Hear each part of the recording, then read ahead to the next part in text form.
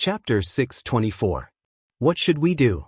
Look, your second brother's leg is injured and he can't move. If you don't go, there will be no one at home. Xianxia nagged. Zhao Wenshi puffed up his cheeks and looked reluctant. If he had known, he would have let the snake bite him a few times. That way, he could lie in bed and rest for a few days.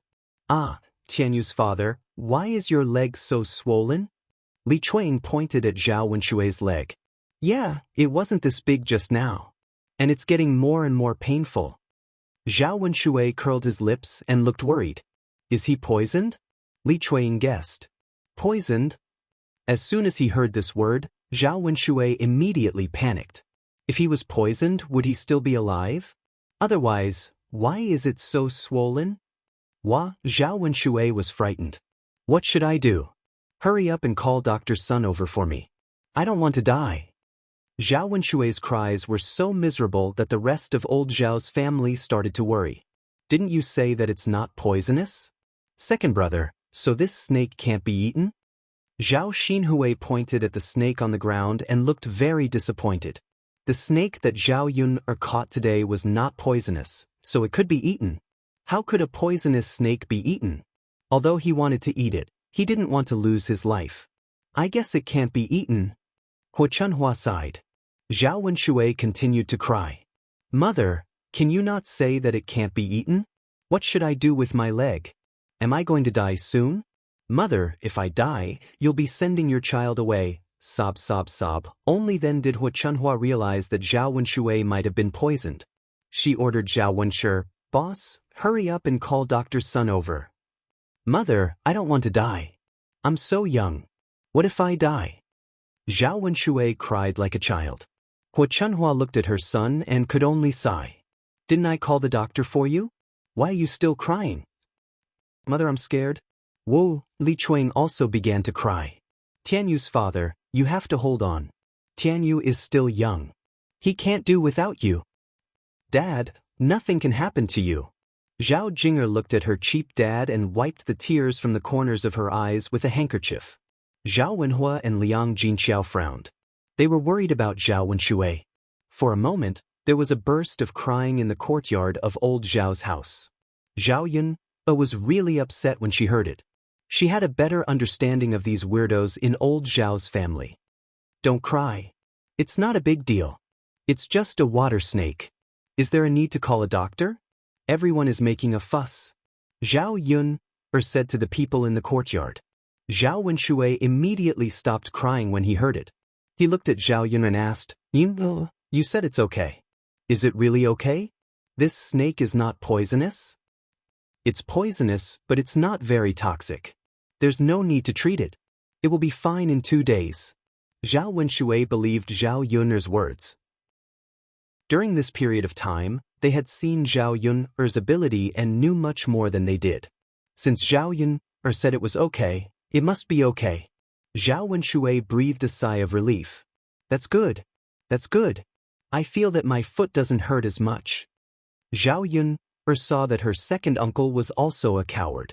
He was more afraid of death than anyone else.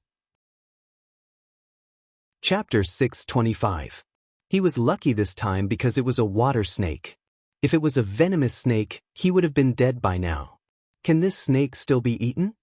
Zhao Wenshi pointed at the snake on the ground. Of course you can't eat a venomous snake. Xianxia said. Alas. Zhao Wenshi felt it was a pity. He finally killed one, but it was all in vain. Zhao Wenshui was even bitten by the snake. Why do you keep it in the yard if it's not edible? Throw it away. Zhao Xinhui urged. Looking at the dead snake lying on the ground, his heart was numb. Give it to me. Zhao Yun said. These people really didn't know anything. In fact, not only black snakes could be eaten, but many other snakes could be eaten as long as they were well prepared. Water snakes and black snakes tasted the same. They tasted very good. Yun, what are you doing? Is it edible? Thinking of this, Zhao Wenshi asked in a hurry. If it was edible, he definitely wouldn't give it to Zhao Yun. He had to keep it for himself. Zhao Yun smiled and said, Uncle, if you're not afraid of being poisoned, you can try cooking it. Zhao Wenshi looked at Zhao Wenshui's swollen feet and didn't dare to try. Forget it. Yun, you can have it. Zhao Yun'er smiled. Since uncle said so, then don't regret giving it to me. Saying that, Zhao Yun'er calmly picked up the water snake on the ground. It was another delicious meal. Zhao Yun'er felt she had earned a lot. However, Zhao Yun'er was afraid that old Zhao's family would find out that she had made snake soup and come back with an excuse to ask for it. She directly took it to her house and cooked it instead of the third branch's house. In the next 2 days, the weather gradually cleared up. Seeing the sun coming out, Zhao Yun'er quickly took out the quilts in the house and dried them to get rid of the moldy smell. It seemed that it was time to open a breakfast stall in Yang City. The sooner she opened, the sooner she could make money. Her goal was very clear now. She wanted to save more money so that she could open a big restaurant in the future. That way she could make more money. Zhao Yun'er didn't know when she had become so unscrupulous. Thinking about it again, it was always good to have a goal, even if it was related to money. At least, it could motivate her to work hard. Mom, Big Gray is here. As soon as Daodu saw Big Gray, he was so scared that he quickly ran over. When he reached Zhao Yun'er, he was already traumatized by Big Gray. Daodu held Little Black in his arms, afraid that Big Gray would bully Little Black again. After all, Little Black's injuries had not healed easily. If it was bitten by Big Gray again, he didn't know if Little Black would be able to survive this time. Zhao Yun'er shielded Daodu behind her and comforted him. Daodu, don't be afraid. Mom is here. The reason this beast was still here was because Mu Lianfeng had gone to the mountains again after the rain stopped and was busy with mining. As for this big dog, he didn't have time to deal with it. He didn't expect that after letting it jump around for a few more days, it would start to cause trouble again. Big Gray stared at Little Black in Daodu's arms and barked a few times. It bared its fangs and looked very fierce. Looking at Big Gray's posture, it seemed that it could bite at any time. Zhao Yun'er couldn't help but frown. This damn dog. Chapter 626. With her small body, dealing with a big dog and a really big dog at that, she couldn't help but feel a little strained. Zhao Yun'er was worried that Big Gray would bite Daodu when it rushed over. Woof woof woof. Big Gray continued to bark, its fangs shining with cold light. Zhao Yun'er held a wooden stick in her hand and was ready. Once Big Gray rushed up, she could only fight with Big Gray. She only hoped that the damn dog would hurt her and not Daodu. Mom. Lil P's voice was trembling because of fear. She was worried about them, and she seemed to know how dangerous Big Gray was. Daodu, don't be afraid. Mom is here. I won't let it bully us. Mom, you have to be careful. Don't worry.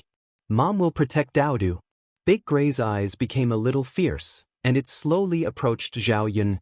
Just as Big Gray jumped and was about to rush to Zhao Yun'er's body, a stone flew out of nowhere and hit Big Gray's body. Then they heard a miserable dog's cry. There was a bloody hole in Big Gray's body. It quickly tucked its tail and turned around to run away. Zhao Yun'er was stunned by the sudden change. What was going on? It seemed that someone deliberately threw a stone, but Zhao Yun'er looked around and didn't see anyone. She didn't know where the stone came from. It's really strange. Mom, Big Gray was beaten away. Daodu said excitedly. Zhao Yun'er nodded. Yeah, it's fine now. But Zhao Yun'er patted Daodu. Okay, let's go inside. Looking at Daodu's little face, she knew that he was scared. After all, he was just a child and Big Gray was so scary. Before entering the house, Zhao Yun'er continued to look outside the house, but there was still no one. She naturally didn't believe that the stone flew out of nowhere. It was obvious that the person saw that she and Daodu were in danger. But who could it be? For dinner, Zhao Yun'er and Daodu ate early, then she made a few more dishes and sent them to Mu Lianfeng. Mo Yen was tired from helping Mu Lianfeng, so Zhao Yun'er prepared a portion for him. Anyway, it wasn't difficult for her to cook 1 or 2 more dishes. Putting the cooked dishes in a lunchbox, Zhao Yun'er took the lunchbox and went up the mountain. The grass in the field grew more luxuriant. Since the weather had cleared up, the weather had become much warmer. It could be said to be a warm spring rain. As spring deepened, many treasures appeared in the countryside. Zhao saw many watercress growing in the gutters, so she planned on plucking some when she went down the mountain and stir-frying them later. They tasted very good. These wild, unpolluted things were treasures in the 21st century. They were very difficult to buy even with money. When she arrived at the foot of the mountain, the men who were working had already found a place to rest. The heavy smell of food wafted through the air. Auntie Lu and the others were cooking. Zhao Yun directly went to Mu Lianfeng's tent. Mu Lianfeng was discussing something with Mo Yen. Mo Yen stood up when she saw Zhao Yun come over. She said to Mu Lianfeng, "Master, I'll be leaving first." Mu Lianfeng nodded. Chapter 627. Mo Yen did not dare to do that. Instead, she looked at Mu Lianfeng first, asking for Mu Lianfeng's opinion. Only when Mu Lianfeng nodded in agreement could he sit down and eat. This time, Mu Lianfeng did not argue with Mo Yen. After all, Mo Yen had been quite busy with the matters of the mine recently. "Since your madam has allowed you to eat, just eat." "All right. Thank you, master." "Thank you, madam." Mo Yen nodded happily. Smelling the fragrance of the dishes, he felt that it was alluring. He had also tasted Zhao Yun's cooking. "Come, let's eat." Zhao Yun took out the food from the container and placed it on the table. Mo Yen sniffed heavily. However, as Mu Lianfeng had not touched his chopsticks yet, she did not dare to eat. She could only wait for Mu Lianfeng to eat. Mu Lianfeng looked at the food on the table. There was a bowl of marinated tiger meat, a bowl of loach, a bowl of spicy tofu, a plate of scrambled eggs with leeks, and a bowl of natural vegetable soup. There was quite a lot of food, enough for him and Mo Yen to eat. The two of them ate heartily, almost licking up all the soup on the plate. It was as if they had been starving for days. After eating, Zhao Yun cleared away the plate and prepared to return. On the way back, she saw a rather large flat ground at the foot of the mountain. If she developed it, it would be enough for her to build a large house. There was also a small ditch with very clear water. It was perfect for scenery. As soon as Zhao Yun saw this piece of land, she thought of what it would be like to build a house. Actually, she did not have to choose a piece of land in the village. This piece of land was not bad either. It would save her the trouble of wrangling with Zhang Cui and angering herself. If she could interact with those weirdos, she would try her best not to interact with them. When she returned, she would tell Zhao Wenhua that she felt this place was not bad. Moreover, this place was close to the foot of the mountain, so it would be convenient for Mu Lianfeng to manage the mine when the time came. Mining was not something that could be done in a day or two. Zhao Yuner estimated that it would take a while. He had only taken a few steps when he heard movement in the bushes. It sounded like a woman moaning. Zhao Yuner frowned. Not long ago, she had seen Zhao Wenshui and Qian Chuanxiu having sex in the wild. Could it be that she could see it again with her own eyes? Zhao Yuner whispered and walked towards the direction of the movement, and saw a man and a woman having sex together. The woman kept moaning in pleasure, but she was probably afraid that someone would hear her, so she deliberately lowered her voice. The more the man did it, the more excited he became. He couldn't wait to get the woman into his body. "You're much stronger than that damn cripple of mine," the woman said. "Of course, this feels good. Let's continue. We don't have many chances." "Isn't that so? Then we have to cherish it. Seeing that you're working so hard, I'll send you delicious food tomorrow to nourish your body. I still have a lot of eggs at home. I was going to save them up to sell them." "Hee, that's good. The food on the mountain is still a little less oily. It's not as good as the food you make." "That's right. You're working so hard. I can't treat you unfairly." After the woman finished speaking, the man's movements became more vigorous. Zhao Yuner was stunned. "Isn't this woman Zhang Cui?" Chapter 628. Zhao Yuner finally understood what it meant to be ****. Although she shouldn't meddle in other people's business, Zhao Yuner still felt uncomfortable when she thought about how Papa Chen's family was being bullied by ****. No matter what, she had to teach her a lesson. Zhao Yuner took note of this man's appearance. He didn't seem to be from the village, but from the group of people that Mu Lianfeng had brought over. That made things easier. Zhao Yuner turned around and quietly went back. Seeing that Zhao Yuner had returned, Daodu went forward and said to Zhao Yuner, "Mother, Daodu saw a beautiful uncle just now." "Beautiful uncle?"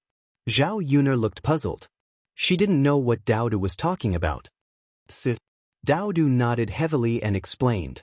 It turned out that a man in black had appeared in front of Zhao Yuner's house. He looked unusually handsome.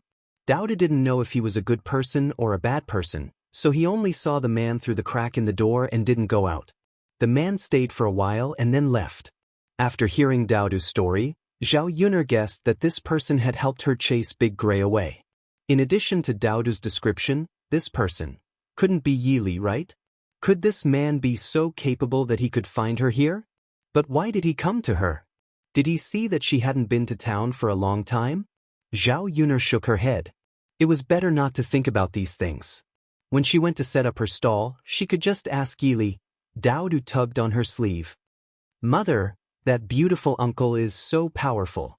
He can even fly in the sky. Daodu wants to be able to fly in the sky like him." Zhao Yuner patted Daodu's little head. "Daodu, flying in the sky is dangerous. What if you fall? Don't you agree?" Daodu nodded. "Then forget it. Daodu won't fly anymore." "Good girl." For the next 2 days, Zhao Yuner was busy with the land. Zhao Wenhua felt that Zhao Yuner was right. That piece of mountainous land could be repaired. If they bought it from the village, it would only cost 1 tael of silver. In addition to the cost of hiring manpower to repair the land, it was much cheaper than buying the Chen family's land. Thus, the whole family began to work on building the house. Building a house was not a simple matter, especially for Zhao Yuner's house. She had to find a professional bricklayer, but in the whole village there were only 1 or 2 bricklayers. Bricklayers were very popular. Basically, in the nearby towns and villages, as long as there were people building houses, they would be able to get some jobs. Zhao Yuner's house was so big that they needed at least 7 to 8 bricklayers. 2 bricklayers in the village had already arrived, and the rest had to be found in the nearby villages. Yuner's father, Yuner's eldest and second uncles are bricklayers. Why don't we ask them to come over and help us? After all, bricklayers are not easy to find, Liang Jinxiao said. Speaking of Zhao Yuner's eldest and second uncles, in fact, the 2 families did not have much contact.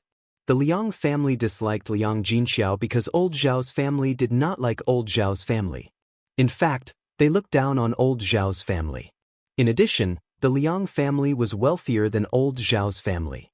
Although they were not a rich family, they were still considered wealthy in the village.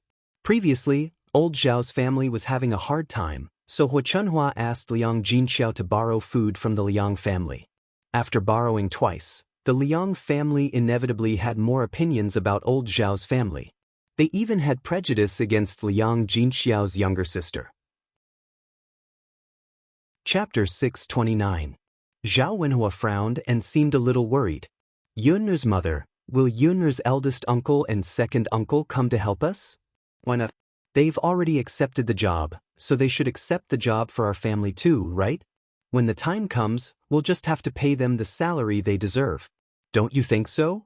Zhao Wenhua thought for a moment. That's fine too. We'll discuss it with Yuner's eldest uncle and second uncle later. It'll be best if they can come. If they don't want to, then forget it. Yes. But I haven't been to Yuner's eldest uncle and second uncle's house in a long time. We have to bring some things over. Otherwise, it won't be nice. In the past, they didn't have the financial ability to do so. Now that their conditions were slightly better, the Liang family would definitely have objections if they didn't bring anything. In the past few years, Zhao Wenhua had been thinking of repairing the relationship with Liang Jinxiao's family. Unfortunately, he didn't have the chance. When are you going over? I'll prepare some things. Okay. Zhao Wenhua nodded. Even if Zhao Yuner's eldest uncle and second uncle were willing to come over, there weren't enough bricklayers at home. Therefore, they had to find other bricklayers. He had to ask around in the nearby villages. Zhao Yuner was at home preparing breakfast for tomorrow. The weather had finally cleared up. After she was almost done with the chores at home, it was time to start earning money. Zhao Wenhua could handle the construction of the house, so she didn't have to be too busy. Mu Lianfeng finally had some free time after being busy on the mountain for a few days. For the past 2 days, Mu Lianfeng asked Zhao Yun to give the leftovers to Big Gray every time. After eating for 2 days, Big Gray started to wag its head and wag its tail at her family. Zhao Yun was puzzled. Could this be the way to deal with Big Gray that Mu Lianfeng mentioned? Giving this beast delicious food was equivalent to raising it. Dogs understood humans. In order to eat their food every day, they naturally wouldn't bully them. Now, Big Gray didn't even go home. He stayed in front of Zhao Yun's house all day long. After all, compared to its master, the food that Zhao Yun gave it was definitely much better. Mu Lianfeng, are we going to raise this dog? Zhao Yun asked with a frown. To be honest, she hated Big Gray very much. Just looking at this dog made her feel disgusted. It was said that dogs were loyal, but Big Gray was an exception. He belonged to the category of people who would seek refuge from whoever fed him. Mu Lianfeng smiled and said, Yuna, don't worry. Of course I won't keep it. Looking at Mu Lianfeng's mysterious appearance, Zhao Yun was even more curious about Mu Lianfeng's plan. But Zhao Yun nodded. She believed that Mu Lianfeng should have his own way. Because of the matter of Zhao Yun choosing a new foundation, Zhang Cui couldn't stand it anymore and came looking for her. The moment she came looking for Yun'er's house, she had the attitude of wanting to stir up trouble. Behind Zhang Cui was Old Man Qin. Seeing the two of them come over, Zhao Yun ignored Zhang Cui and greeted Old Man Qin. Old Man Qin, what brings you to my house? Old Man Qin looked at Zhang Cui and hesitated for a moment. He seemed to be too embarrassed to speak. Yuna girl, I just wanted to ask you. Do you still want my piece of land?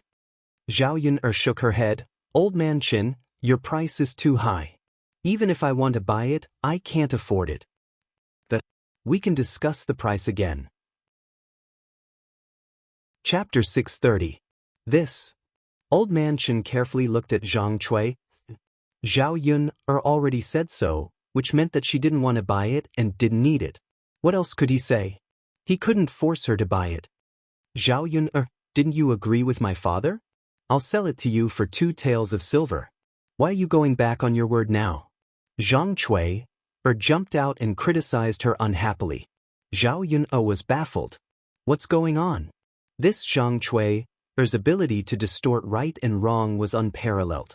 Zhao Yun curled her lips and smiled. That's right. I originally discussed it with Old Man Qin for 2 taels of silver. But Auntie, didn't you say it was 15 taels? It's so expensive. Our family doesn't want to waste money. What I said before doesn't count. According to the 2 taels of silver that you and my father agreed on, we had to buy it when it was settled. Zhang Cui said confidently. Old Man Qin could only sigh helplessly. Auntie, did you make a mistake? You're the one who didn't want to sell it, and now you're the one who wants to sell it. After buying my family's land, you come here to talk about it? Aren't you a little too unreasonable? Zhao Yun couldn't help but mock and ridicule. She wasn't a fool. 2 taels of silver wasn't much, but it was earned through hard work. Why would she give it to others for free? Zhao Yun, since you don't buy it now, you're going against the rules and not being honest. No matter what, you have to buy my family's land today. Zhao Yun only felt that Zhang Cui was crazy. She came here to cause trouble for no reason. How could she tell that she was easy to provoke? Or did she think that she was used to bullying Old Man Chen's family, so others had to give in to her? Auntie, then I'll say it clearly. I don't need your family's land. I don't want it. Please move aside and get lost. Zhao Yun said to Zhang Cui without holding back. What do you mean? That's what I mean. Father Chen sighed and said to Zhang Cui, Cui, let's go. They don't need our land, so why would they buy it for free? As soon as Old Man Chen finished speaking, Zhang Cui vented her anger on Old Man Chen. It's all because you're useless. Why didn't you keep an eye on them when they were buying other land? If you had come earlier, wouldn't the land have been sold? As she spoke, Zhang Cui moved her hands and directly pushed Father Chen to the ground. Looking at Zhang Cui's behavior, Zhao Yun suddenly became angry. What kind of person is this? Papa Chin, are you okay? Zhao Yun hurriedly helped Papa Chin up from the ground. Ouch, ouch, old man Chin cried out in pain. After all, he was old and his body couldn't withstand a fall. With such a fall, it was inevitable that his body would hurt. It's fine, Yuner girl. Papa Chin waved his hand. Seeing that Papa Chin was enduring the pain, Zhao Yun glared at Zhang Cui. How can you treat an old man like this? Aren't you a little too immoral? Zhao Yun scolded a little angrily. Zhang Cui replied very arrogantly, It's none of your business. I'll do whatever I want. You're crazy. Zhao Yun got angrier and angrier. Hurry up and get lost. Don't be an eyesore in front of my house. I won't get lost. If you don't buy the land today, I won't leave. As she spoke, Zhang Cui put her hands on her waist and looked like she was going to fight to the end. Chapter 631. Since she couldn't chase her away, she decided to let the dog bite her. Thus, she called out to Big Gray, Big Gray, go. Hearing Zhao Yun's command, Big Gray ran out without hesitation and started to bite Zhang Cui. Big Gray knew that as long as he got on Zhao Yun's good side, he would be able to eat a lot later. Ah! Zhang Cui was so scared that she quickly ran away, but she was still caught by Big Gray. Luckily, Zhang Cui was wearing thick cotton clothes and trousers, so she was wrapped up like a dumpling. Otherwise, she would have been bitten into pieces by Big Gray. Zhao Yun, hurry up and tell the dog to get away from me, or else you'll have to pay for my medical expenses. Zhang Cui screamed at Zhao Yun. Zhao Yun smirked and chuckled, I'm sorry, Auntie. This big dog doesn't belong to me. If you want someone to pay for your medical expenses, you should look for my young mistress. What does it have to do with me? As Zhao Yun said that, Zhang Cui screamed again. A large piece of cloth on her butt was bitten off, revealing her smooth butt. Woof woof woof. Big Gray still didn't let go, and bit Zhang Cui's smooth butt. This time, he bit directly, leaving a row of teeth marks on Zhang Cui's butt, and it even started to bleed. Luckily, Zhang Cui ran fast, or else the flesh on her butt would have fallen off. Big Gray chased after her relentlessly. Zhang Cui was scared out of her wits, but her butt was hurting badly. Seeing Big Gray pouncing over, Zhang Cui had no strength left.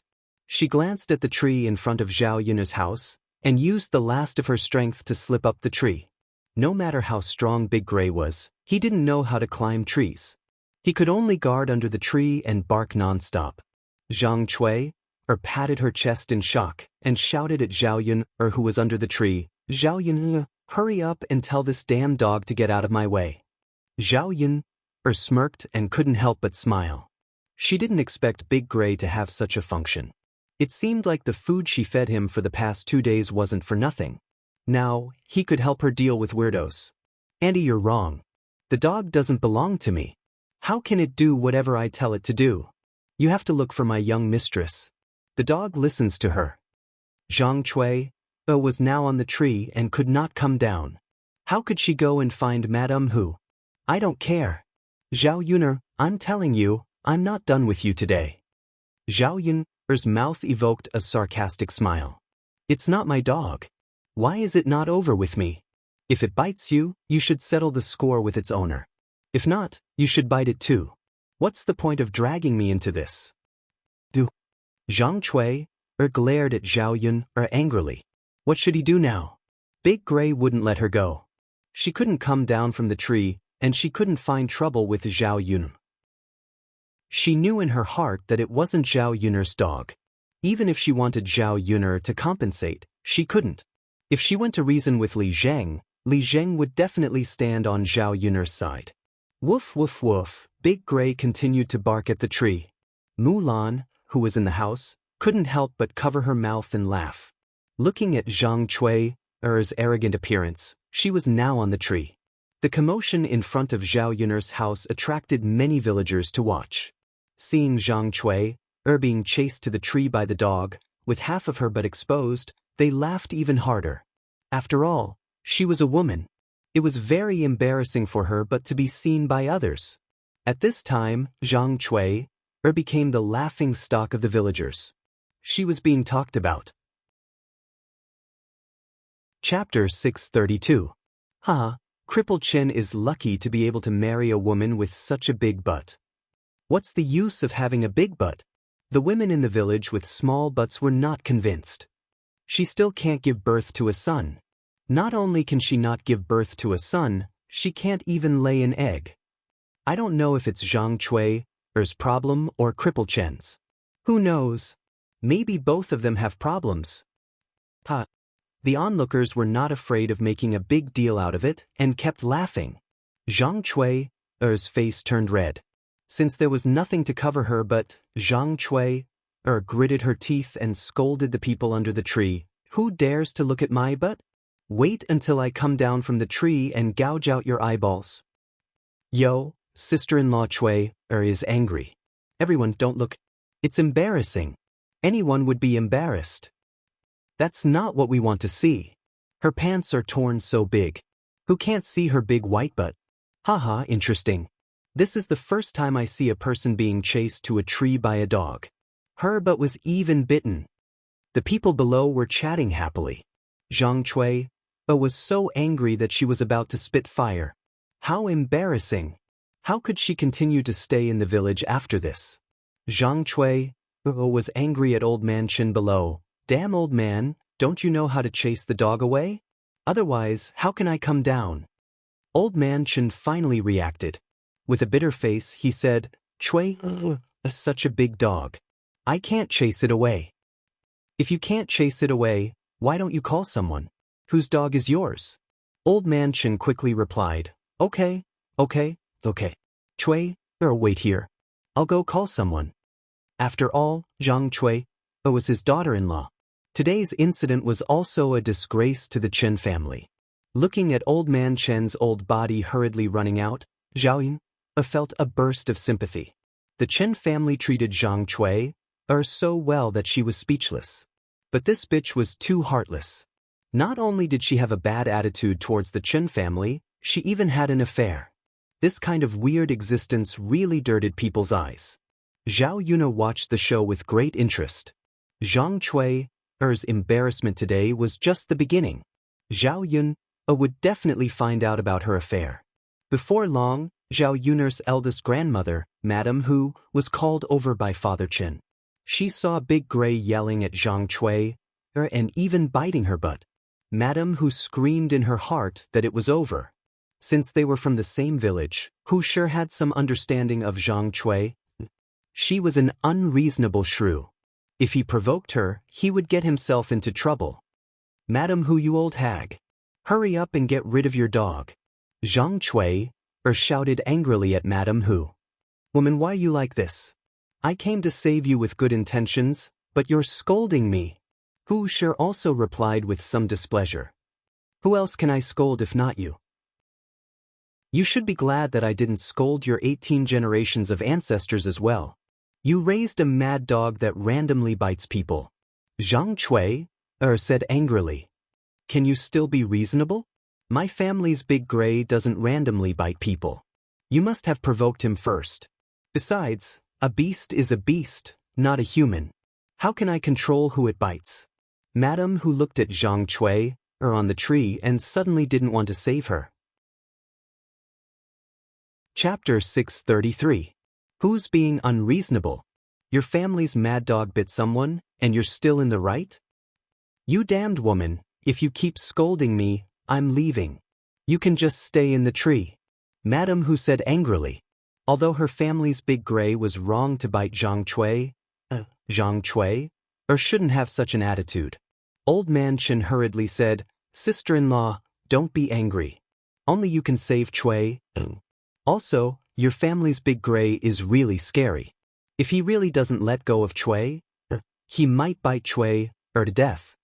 Hearing old man Chen's words, it meant that someone's life might be involved. She didn't dare. If someone died, it wouldn't be a small matter. She raised Big Gray. If he bit someone to death, she would have to take responsibility.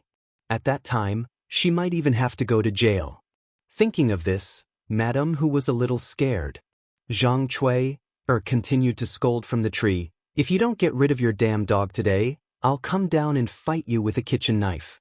Some of the nearby villagers also began to persuade her, "Big sister Hu, you should get rid of your family's big gray. Don't let anything happen to him." "That's right, your family's big gray is too scary. Sister-in-law Hu, you have to look after your family's big gray. It's best to tie him up with a rope. Don't let him bite other people in the village."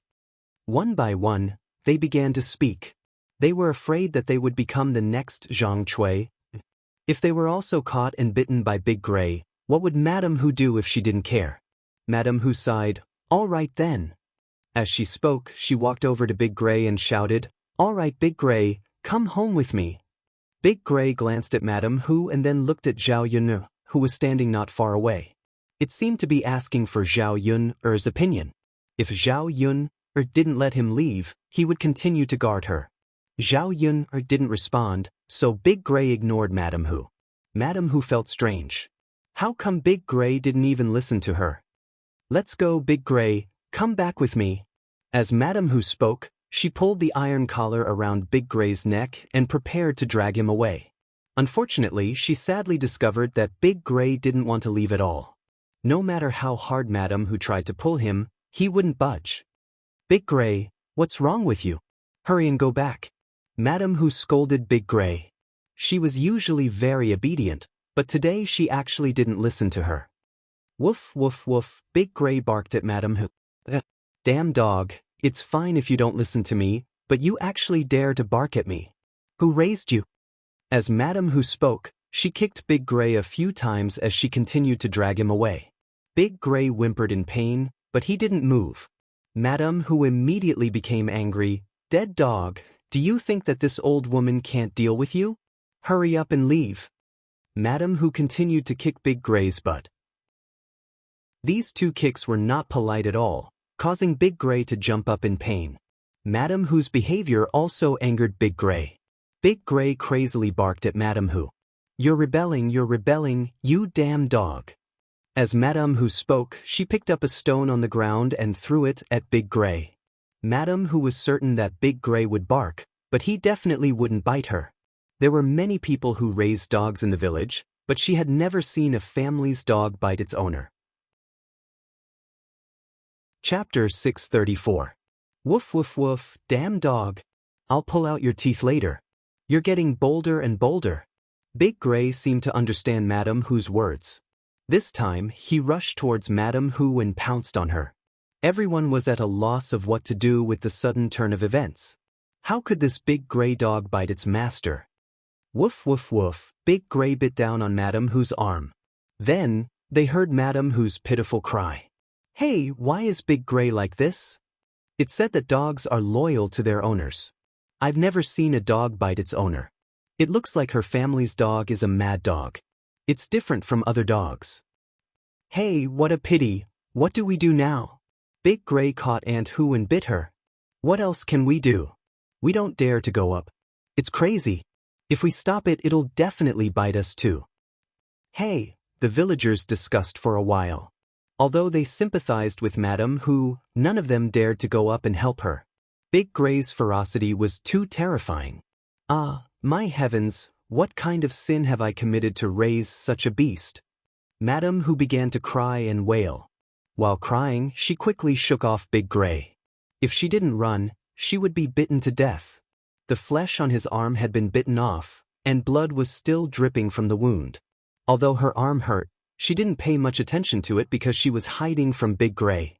Seeing that she couldn't run away, Madame Hu learned from Zhang Cui and climbed up the tree.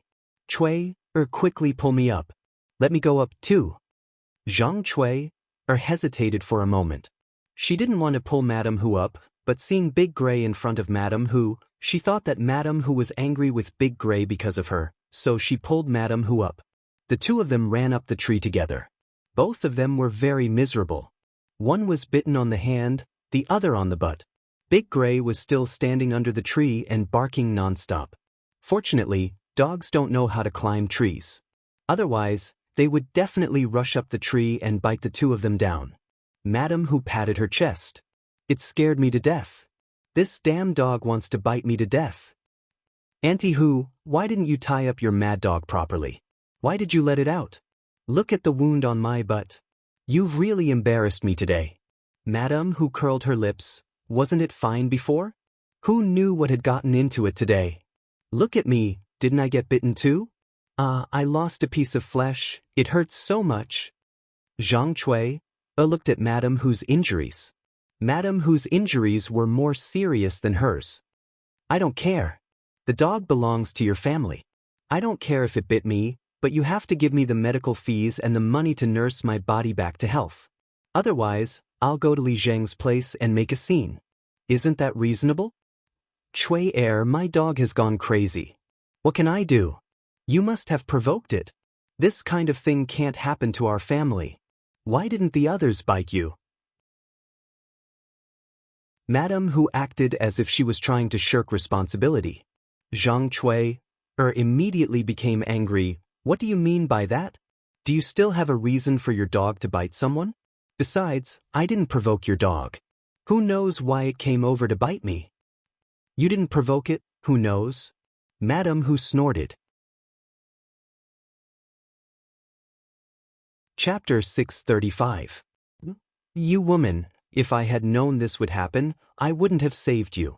You'll have to pay for the medical fees anyway, Madame Hu said angrily and suddenly regretted it. The two of them quarreled on the tree, and the surrounding villagers continued to watch the show. What happened today was too strange for them. It was simply unheard of. Zhao Yun watched with great interest and relish. The two weirdos had been punished, and she felt a sense of satisfaction. Big Gray continued to bark fiercely at the tree, as if he wanted to eat someone. Zhao Yun hooked up the corner of her mouth. The offspring of a weirdo were all weirdos. She didn't expect that Big Gray would betray his master and listen to her orders after she fed him for 2 days. However, she hated dogs that weren't loyal and didn't know how to feed them. It was impossible to keep them by her side. Not to mention the grudge she had with Big Gray. If she really did raise him, he would definitely turn around and listen to others if someone gave him something to eat. Mulan couldn't help but hold her stomach and laugh after being teased. She felt that Madame Hu and Zhang Cui's encounter was strange. Yun, it seems that raising a dog is useful. Whoever comes to make trouble, you can let the dog bite them. It's easier than doing it yourself. I'm going to raise a dog later. Zhao Yun smiled and said, Sure, Aunt Lu has a few puppies at home. I was worried that I wouldn't be able to give them away. You can catch one and raise it. Yes, then I'll catch one and raise it. It'll be good to keep it as a guard in the future. Yes. Big Gray stayed under the tree, unwilling to leave. Madame Hu and Zhang Cui didn't know what to do. Old Man Chen hurriedly went to find Zhao Yun's eldest father, Zhao Baojun. When Zhao Baojun came over, he was holding a hoe to deal with Big Gray.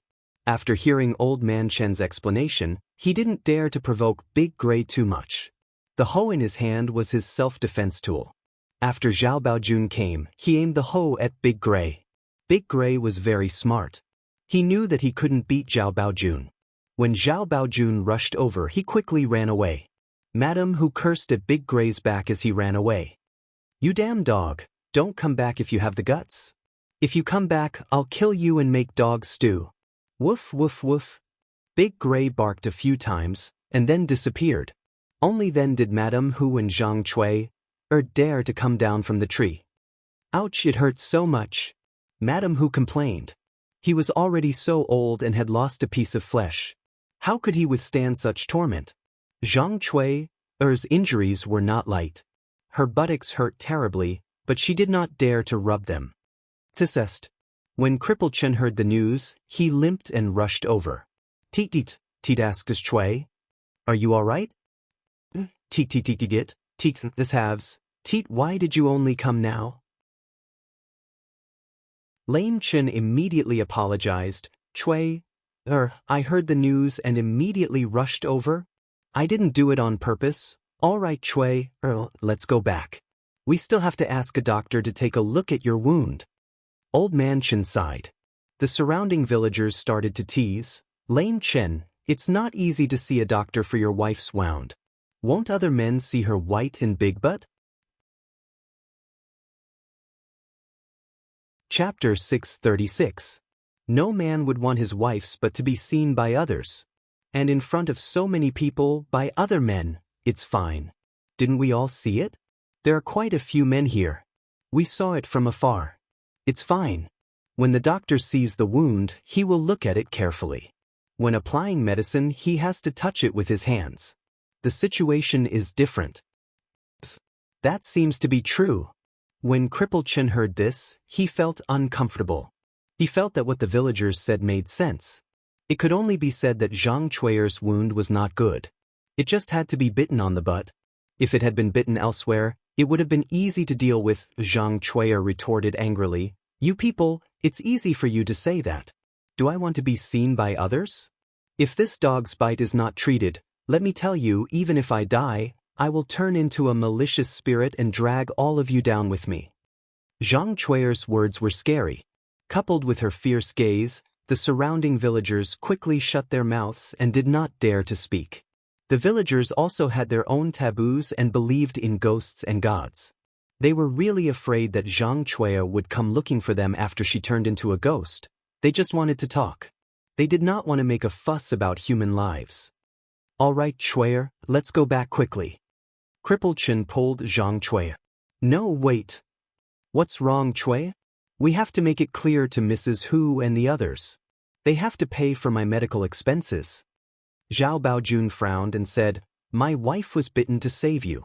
Shouldn't you also pay for our medical expenses? Mrs. Hu quickly agreed, That's right, that's right. I was bitten to save you too. It's much more serious than yours. You have to pay for my medical expenses too. Zhang Chui put her hands on her waist and scolded angrily, Who's to blame when your own dog bit me? Isn't it your own fault? Why is it my turn to pay for your medical expenses? Of course. If I didn't save you, would I have been bitten? Since you want me to pay, I'll make you pay. Zhang Chui felt that Mrs. Hu was too unreasonable and started to fight with her. Thus, the two of them started to wrestle together. The scene was spectacular. The villagers tried to persuade them for a while before they were able to pull them apart. In the end, it was a rather reputable old man in the village who came forward to teach them. In the end, they came to an agreement that although the Hu family would lose money, they would only pay half of it. The other half would be borne by the Chen family. Zhang Chui still felt that she had suffered a loss, but thinking that it was much better than Madame Hu going back on her word and not getting a single cent, she reluctantly nodded her head in agreement. The ruckus was almost over. After Zhao Yun watched the man leave, the courtyard finally returned to its quiet state. The weirdos had left, and they had seen enough of the commotion. Didn't they say that people from the countryside were simple and kind? She really did see a lot of weirdos here. Yuner, I'm done with my work earlier. I'll take my leave first. Mulan stood up and said goodbye. Zhao Yuner nodded. She knew that Mulan was busy and had children to take care of at home. Sister-in-law Mulan, it's fine. You can go back. After Mulan left, Zhao Yuner tidied up her things. In the afternoon, Zhao Wenhua came over to talk to Zhao Yuner about finding Zhao Yuner's eldest uncle and second uncle. Speaking of which, she didn't have much of an impression of Zhao Yuner's eldest uncle and second uncle because they didn't have much contact with each other. Chapter 637. Zhao Wenhua didn't expect Zhao Yun to be so generous. Yun, you don't have much tiger meat left. Why don't you keep it for yourself? It's okay, father. Bring it over. I still have a lot of it at home. Zhao Yun didn't want her third branch to be disliked and looked down upon by her eldest and second uncles. She wanted to bring some good things for her eldest and second uncles to see that their family was no longer the same as before. All right then. Yun, let's go tomorrow. Okay. Zhao Yun's eldest and second uncles lived in Muyu village next door. It wasn't far from Shuilan village, so it wasn't too inconvenient for Zhao Wenhua to go there. After going to her eldest and second uncle's houses tomorrow, she still had to go to the neighboring village in the afternoon to make an appointment with the other bricklayers. I still have to discuss the wages of the bricklayers with you. How do you think it's appropriate to pay them a day? Zhao Wenhua felt that he couldn't make the decision regarding the money, so he had to ask Zhao Yun for her opinion. Zhao Yun wasn't sure about the average wage for the bricklayers, so she asked about the market price. It was about 2 or 3 copper coins more. After discussing it with Zhao Wenhua, they decided that the bricklayers would be paid 30 copper coins a day. In addition, lunch would be included. In the countryside, this treatment was considered pretty good. All right then.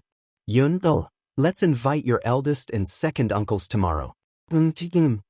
After discussing this matter, Zhao Wenhua went back. Zhao Yun tidied up the vegetable garden in the afternoon. Big Gray, who had run out, saw that Zhao Yun's house was empty, so he wandered back.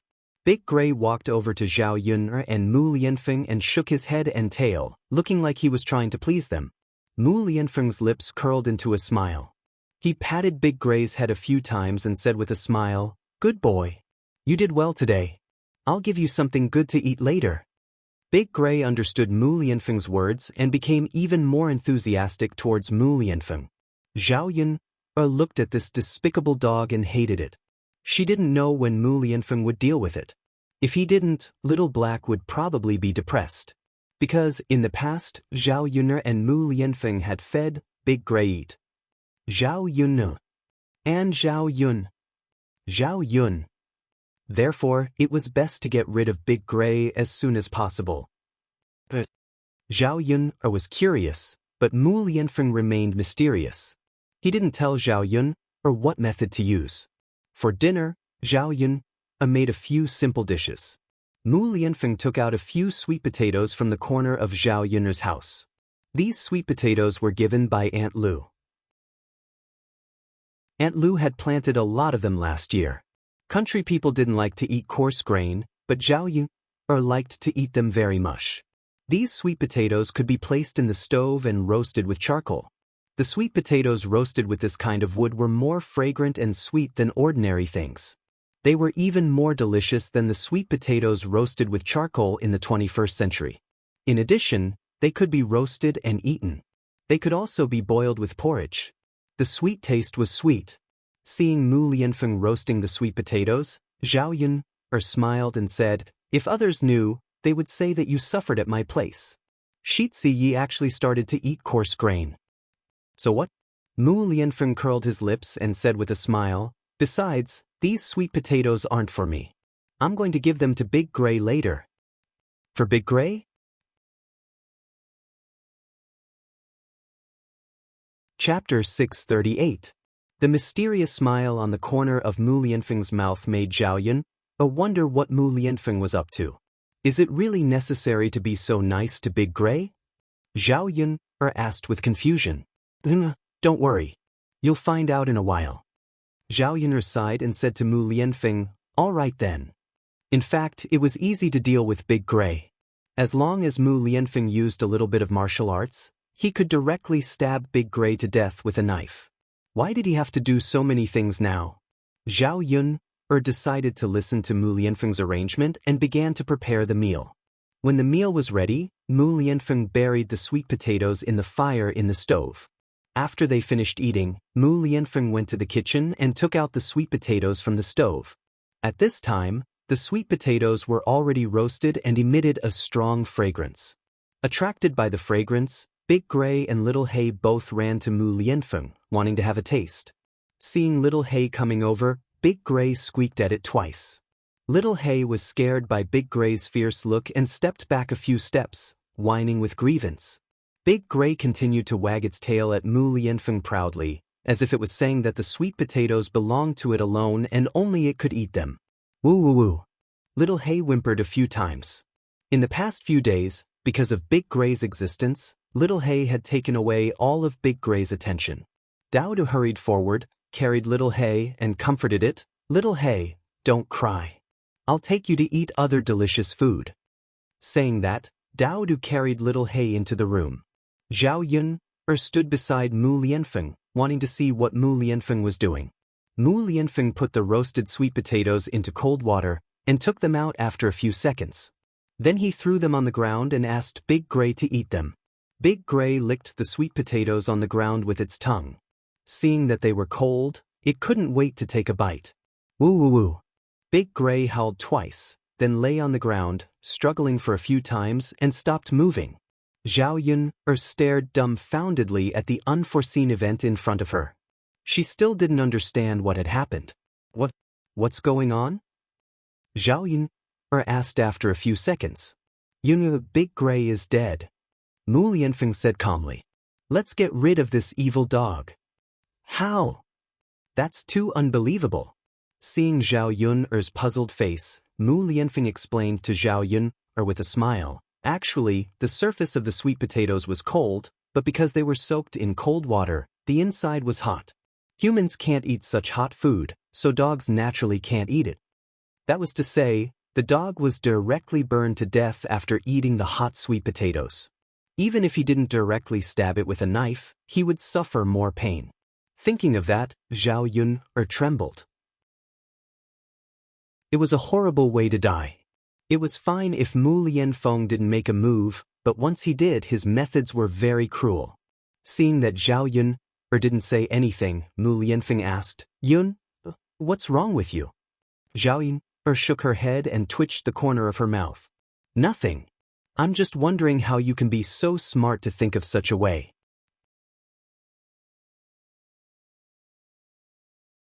Chapter 639. Zhao Yun glanced at Big Gray on the ground. Since it was such a big dog, she naturally couldn't throw it away even if it was dead. Thus, she said to Mu Lianfeng, why don't we skin it and eat dog meat hot pot? Dog meat tasted even more delicious.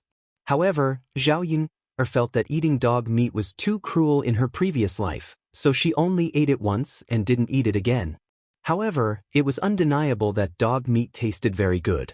Zhao Yun didn't feel the slightest bit guilty about eating a dog like Big Gray that did all kinds of evil.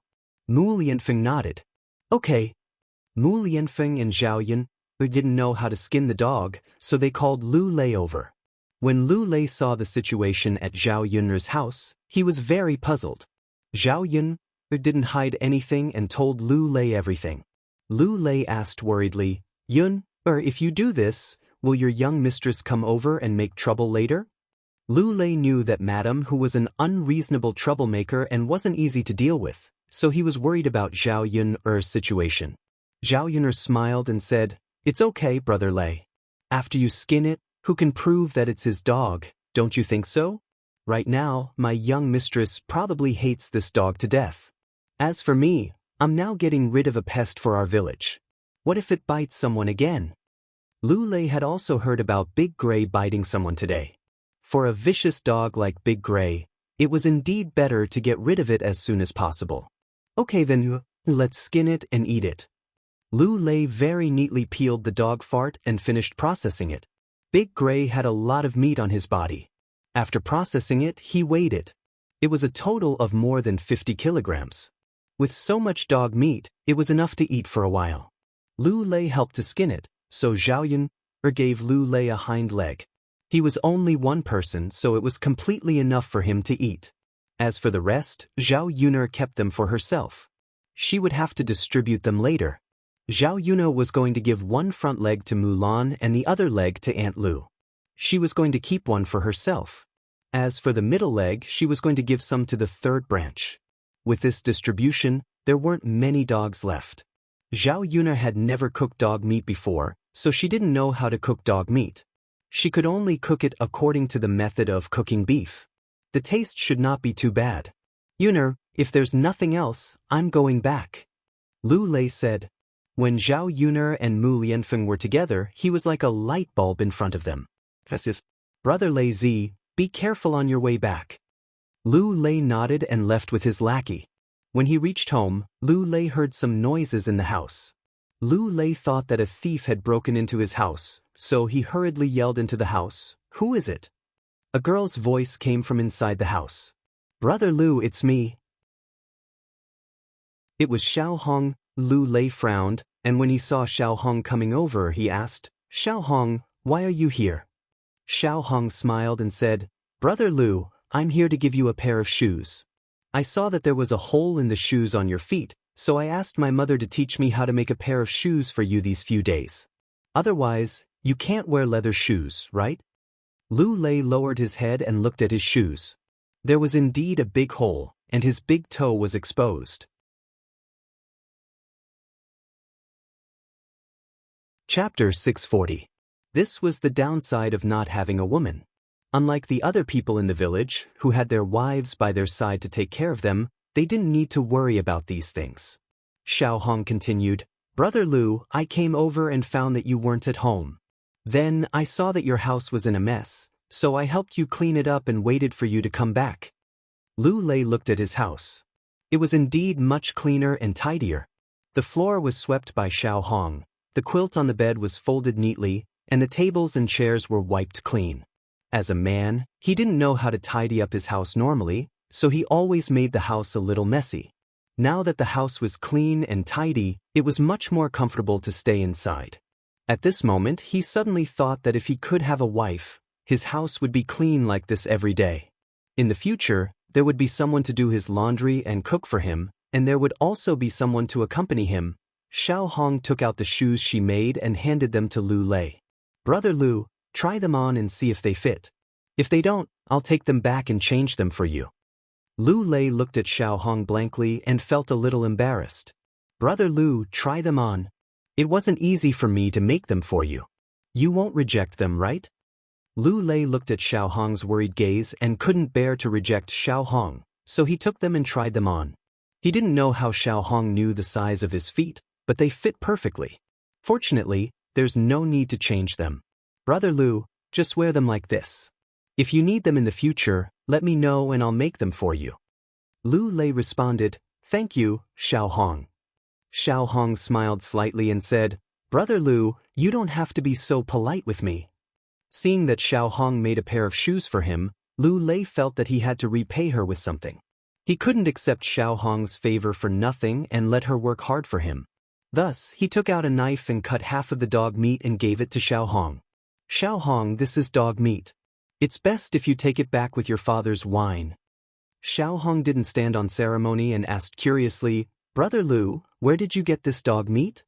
Lu Lei naturally wouldn't say that it was Zhao Yun, or who killed Big Gray of the Hu family. He casually replied, "Someone gave it to me." Xiao Hong tactfully did not pursue the matter. Then, "Brother Lu, thank you." If she brought the dog meat back to her father to eat with wine, her father would definitely be very happy. At that time, his impression of Lu Lei would also increase. Thinking of this, Xiao Hong felt a little happy. Lu Lei felt that it wasn't good for Xiao Hong to stay in his house for too long, so he hurriedly urged her to go back. Xiao Hong did not shamelessly insist on leaving. She knew that this would only make Lu Lei feel disgusted. "Then Brother Lu, I'll take my leave first." "Thank you for the dog meat. It's fine, Xiao Hong. Thank you for the shoes too." Xiao Hong left with a red face. Looking at Xiao Hong's departing figure, Lu Lei fell into deep thought. Could he choose to marry Xiao Hong? Since it was impossible for him to be with Zhao Yuner, he couldn't be single for the rest of his life. The next morning, Zhao Yuner woke up early and went to the town to set up a stall. She hadn't woken up early for a long time. This time, she suddenly felt a little uncomfortable and dozed off along the way. Chapter 641. Yuner, are you so sleepy because you had sex with Prince Shitzi until late at night? After Mulan asked, Zhao Yuner understood what Mulan meant when she saw the ambiguous smile on her face. She blushed at once. "Sister-in-law Mulan, please don't tease me. Prince Shitzi and I haven't done it yet," Zhao Yuner said in a low voice. Although she lowered her voice, Liang Jinxiao, who was sitting in the car, still heard it. Liang Jinxiao was Zhao Yuner's mother, so it was inappropriate for her to tell Zhao Yuner about it. After all, it was indeed very awkward for mother and daughter to talk about it. Mulan was different. Mulan was only 2 or 3 years older than Zhao Yuner, so she could talk to Zhao Yuner about it. Hearing that Zhao Yuner and Mu Lianfeng hadn't had sex until now, Mulan couldn't help but feel a little surprised. "Yuner, are you lying?" "Mulan, don't look at me like that. There's really nothing going on between Prince Shitzi and me." Mulan saw that Zhao Yuner was serious and didn't seem to be lying. Yuner, haven't you been sleeping on the same bed with Prince Shitzi these days? Zhao Yuner nodded and said, yes, I've been sleeping on the same bed with Prince Shitzi. Her house was only so big, so it couldn't fit 2 beds. She could only squeeze in with Mu Lianfeng. Mu Lan sighed in her heart and began to gossip. You know, Prince Shitzi is really good at controlling himself. It's said that when a man and a woman sleep on the same bed, something will always happen. I didn't expect that you've slept on the same bed for so long and nothing has happened. If Mu Lan didn't know that Daodu was Mu Lianfeng's son, she would have suspected that Mu Lianfeng had sex problems. What's wrong with that? It's not like something has to happen, right? Zhao Yuna muttered. Mu Lan sighed and clicked her tongue in admiration. Yun, Lord Heir is truly a good man. If it was an ordinary man, he would definitely not be able to stand it. Prince Shitzi wanted to be responsible for you, but you didn't agree, so he didn't touch you. Zhao Yuna remained silent. She was right. Mu Lianfeng did want to touch her, but he was rejected by Zhao Yuna, so Mu Lianfeng didn't force her. All in all, Mu Lianfeng was a good man, not an animal who thought with his lower body. He respected her opinion. In this era, such a man was very rare. Mu Lan still couldn't figure it out. Yuner, you're not young anymore. Didn't you think about sex when you slept on the same bed with Prince Shitzi? Mu Lan thought about herself. When she was Zhao Yuner's age, she had already married Zhu Eru. When she was young and energetic, she would pester Zhu Eru every night. If she didn't have sex with him at night, she would feel uncomfortable. Being asked by Mu Lan, Zhao Yuner blushed and didn't know how to answer. Mu Lan, aren't you ashamed to talk about sex with me? What's there to be ashamed of? When you talked about me in the past, I didn't see you being shy. Now that I'm talking about yourself, you're shy. Hi Yuner, in fact, will go through it. Don't be shy. Zhao Yuner felt that her face was burning. Why did Mu Lan become so? Well, she didn't see Mu Lan's flirtatious side before. She had a dirty heart. Chapter 642. If she continued talking, Zhao Yuna would probably find a hole and hide in it. Mu Lan didn't ask any more questions, but Zhao Yuna was thinking about it on the way. Her relationship with Mu Lianfeng was almost developed. Should she consider having sex with him next? After all, Mu Lianfeng wasn't young anymore. If he held it in for too long, what if he got sick from holding it in? After a while, they arrived at the town and started setting up the stall. She hadn't been here for a while, so there was a layer of dust on the table. Because she had rested for a while, business was obviously not as good as before. Perhaps she didn't think that her breakfast stall would continue, so she didn't come here. At around 7 o'clock, she saw Yi Li, dressed in black, walk over coolly and sit at Zhao Yunar's stall. Zhao Yunar went up and said with a smile, "What a coincidence. I've rested for so many days and only set up my stall again today. How did you know that I would come here today?" Yi Li looked up and glanced at Zhao Yun. The corners of his mouth curved into a smile as he replied, "It's not a coincidence. I come here every day to take a look, but I've been waiting until today. May I know why you haven't been here recently?" "It's been raining recently. Rainy days are too troublesome. I couldn't come, so I didn't come. So that's how it is. I thought something had happened to you." "Ha, thank you for your concern. We're fine. That's good." Yi Li muttered, but he looked a little disappointed. Zhao Yunar felt that Yi Li was a little strange. She thought that he was unhappy because he had waited for them for so many days. "Order whatever you want to eat. In the future, you can eat and drink here for free. You don't have to pay." However, Yi Li shook his head and said, "That won't do. I will still pay what I need to pay. When I run out of money one day, you can give me a free meal." Zhao Yunar smiled. "All right then. Do as you wish." "Yes." In the morning, Zhao Yunar's business wasn't doing very well. But because of Yi Li's charm, many people came over, so the things that Zhao Yunar prepared were all sold out. Therefore, it was all thanks to Yi Li. Looking at the man's cold and handsome appearance, Zhao Yunar couldn't help but touch her chin. How could there be such a good-looking person? His kung fu was so high. He was so cool. It was normal for women to be attracted to him, right? Yi Li caught Zhao Yunar's attention, and Yi Li suddenly looked at Zhao Yun. When their eyes met, Zhao Yuner felt a strange feeling. She quickly avoided Yi Li's gaze. She said to Mulan and Liang Jinxiao, "Sister-in-law Mulan, mother, let's pack up the stall and go back." Zhao Yuner heard a soft sigh. Zhao Yuner wasn't sure if it was Yi Li or if she was hallucinating. After packing up the stall, they went to the market to do some shopping. They saw that they had bought everything they needed. Liang Jinxiao said to Zhao Yuner, "Yuner, I want to buy a few quilts." Zhao Yuner asked curiously, "Mother, what are you buying quilts for?" "We've decided with the family Qin on the date of your sister Pinger's wedding. It's going to be on the 8th of next month. We don't have new quilts at home, and we don't have cotton to play with, so we'll just buy a few quilts."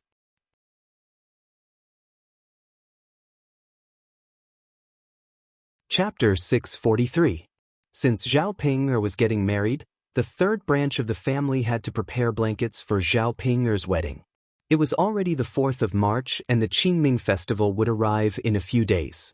There was not much time left until the 8th of the next month. "Mother, I know a shop that sells blankets. The prices are relatively cheaper. I'll take you there." Liang Jinxiao replied, "All right then." Zhao Yuner led Liang Jinxiao to a shop that sold blankets. It was the shop where her family bought blankets previously. Zhao Yuner wanted to see if the old lady was there. If it was not the old lady but the woman named Kaifeng, Zhao Yuner would have to consider the price before deciding whether to buy the blankets. The reason why she came to this shop was because the prices of the other shops in Yang City were too expensive. She wanted to save as much money as she could on unnecessary expenses. When Zhao Yuner went over, the old lady was there. Although it was not necessarily cheaper, Zhao Yuner preferred to deal with people like this. The old lady's daughter-in-law was really too annoying. The old lady also remembered Zhao Yuner. When she saw Zhao Yuner coming over, she smiled and welcomed her. She asked Zhao Yuner, "Miss, are you here to buy blankets again?" Zhao Yuner nodded. The old lady asked Zhao Yuner to look around the shop and finally decided on 6 blankets. The 6 blankets were bought with cotton from last year, so the price was much cheaper. Compared to the price Zhao Yuner paid last time, it was 1 copper coin less per kilogram of blankets.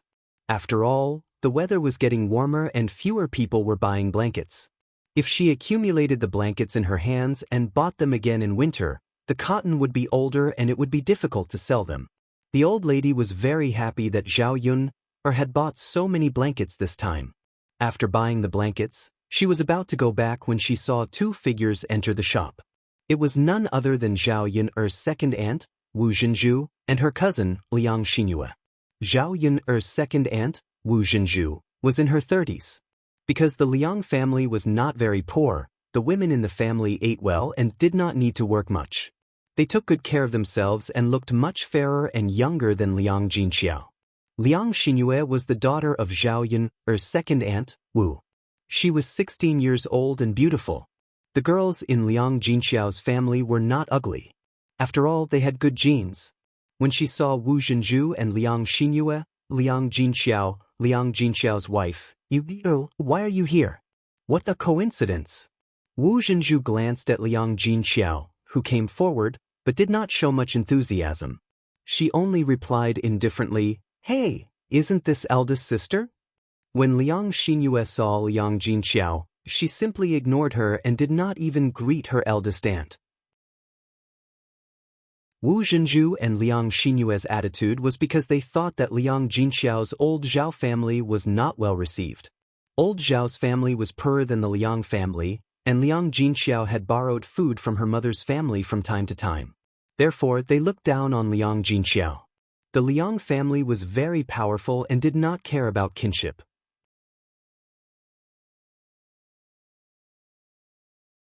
Chapter 644. Liang Jinxiao was about to recommend this method, but she was coldly interrupted by Wu Zhenju. "That's enough, sister.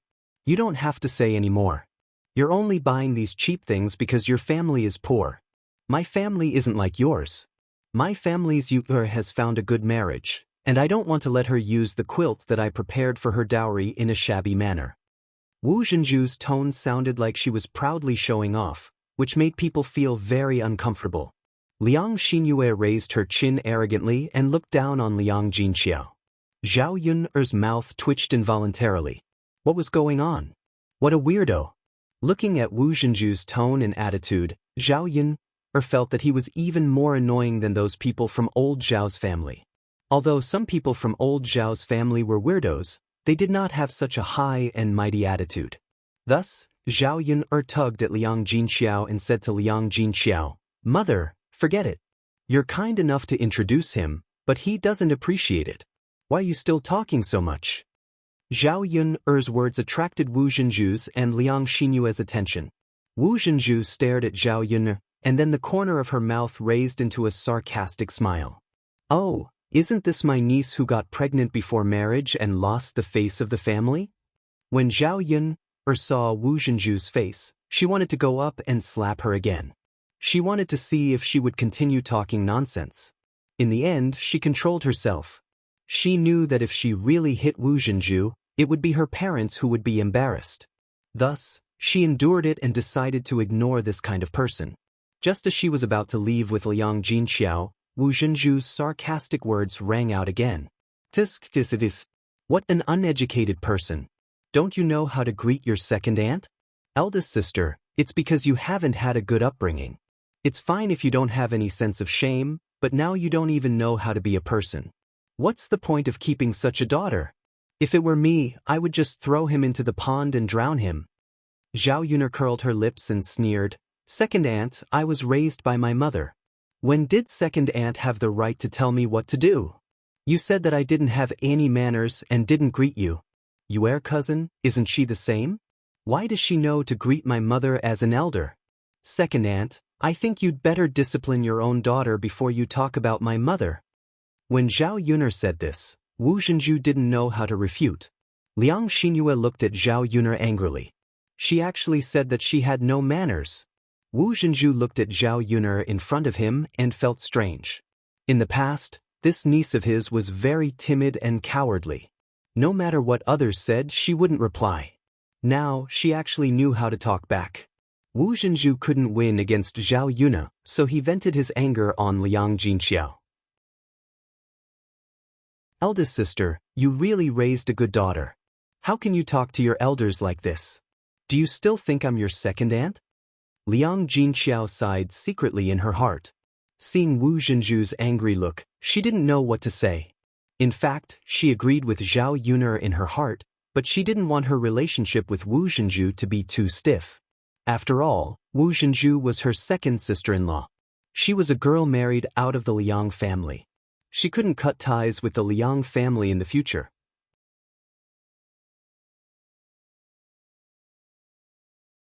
Chapter 645.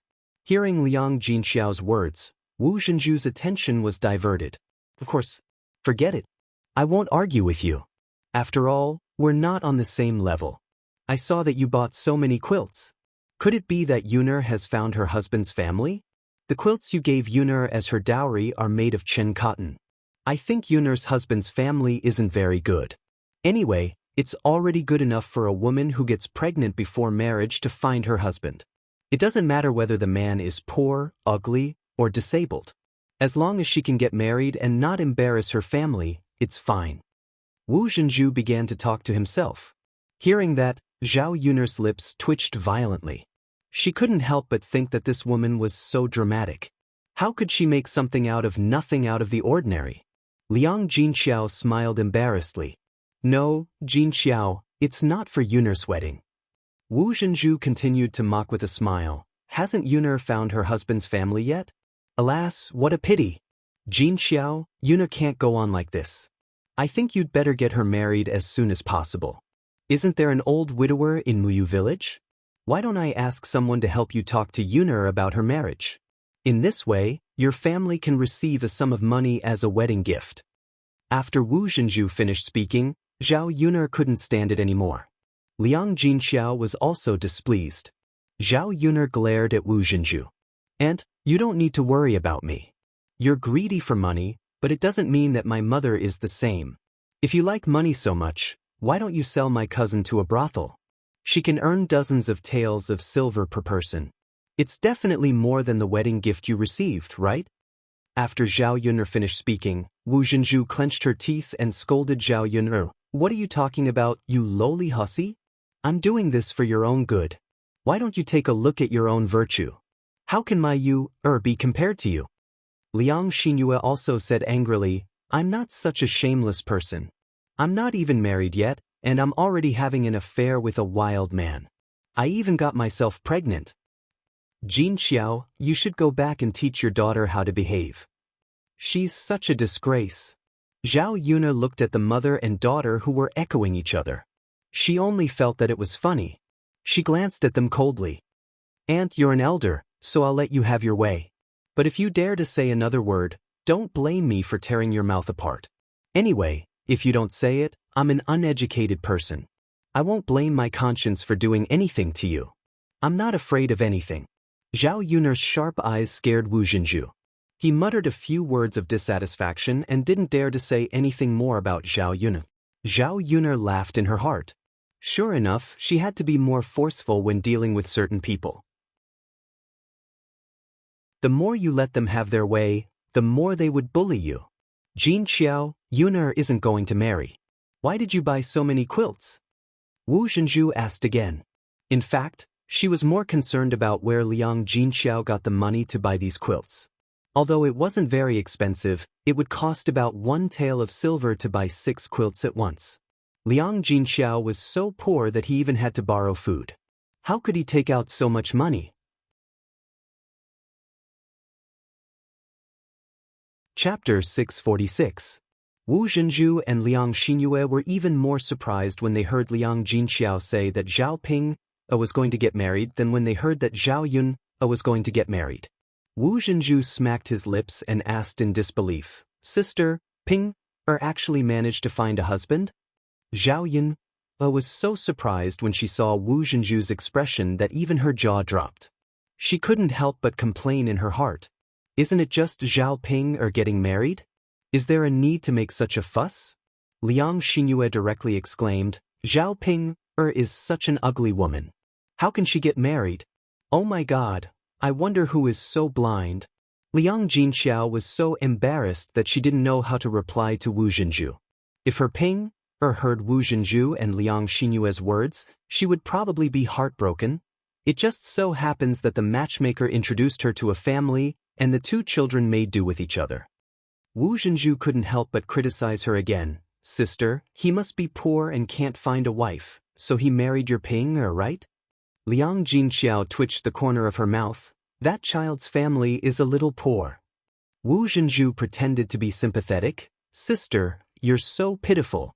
You married your Ping to a poor man, and you probably didn't even receive a single copper coin as a gift. Now that you've bought so many quilts, it seems that you're prepared to pay for it. TSKSK, sister, speaking of which, you're also a poor person. You raised 2 daughters and they're both like this. One is worse than the other. As for Zhao Yun'er, Wu Zhenju didn't dare to say anything about Zhao Yun'er because of her warning. From Wu Zhenju's tone and expression, it was clear that Wu Zhenju looked down on Zhao Yun'er's family. Liang Xinyue chuckled. Mother, you're wrong to say that. Even if cousin Ping loses some money, it's still a good thing for her to get married. Otherwise, she'll have to eat for the rest of her life. It's much better than losing money. When Wu Zhenju heard this, she nodded in agreement. That's true. My Yu is so lucky to be able to marry into a good family. When the time comes, she will be able to bring her parents to enjoy life. Liang Xinyue said proudly, Mother, of course. I will definitely be filial to you and father when the time comes.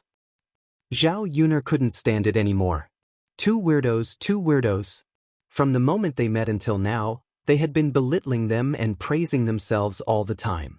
They were all ordinary people, so Zhao Yun'er didn't understand why Wu Zhenju and Liang Xinyue had such a sense of superiority. Zhao Yun'er pulled Liang Jinxiao's sleeve and said to Liang Jinxiao, Mother, if you don't want to be scolded anymore, you'd better leave now. Liang Jinxiao nodded. Even if she wasn't sad, Zhao Yun'er would be sad when her second sister-in-law scolded Zhao Yun'er like that. Second sister-in-law, we'll leave now. Wu Zhenju just nodded. Zhao Yuner and Liang Jinxiao carried the quilt into the car. When Wu Zhenju saw Zhao Yuner's donkey, he couldn't help but ask, "Sister, does this donkey belong to you or is it rented?" "It belongs to my family." "Your family?" "Sister, where did your family get the money to buy a donkey?" "Yuner bought it, not me. It's all Yuner's money." Hearing Liang Jinxiao's words, Wu Zhenju was even more curious. Where did Yuner get the money?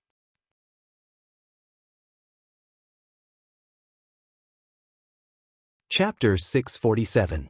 Wu Zhenju snorted coldly. "If you don't want to say it, then don't say it. I'm guessing that it must be some shady business. Otherwise, why wouldn't you dare to let others know?" Zhao Yun really didn't want to talk to this kind of person. She could say whatever she wanted. Their mouths belonged to them, and she couldn't stop them from doing so. Moreover, no matter how nasty other people's words were, she wouldn't lose anything. "Second aunt, you can say whatever you want. We're going back first." Zhao Yun said coldly. Seeing that Zhao Yun was about to leave, Wu Zhenju hurriedly called out to Zhao Yun. "Wait a minute, Yuner girl. Since your family has a donkey, why don't you send us back?" Zhao Yun's lips curled into a sneer. She didn't know how Wu Zhenju had the nerve to say such a thing. "Second aunt, can't you see that my donkey is already pulling 3 people? There are so many things on top of that. How can I bring the 2 of you along?" Wu Zhenju pursed his lips. He was very displeased.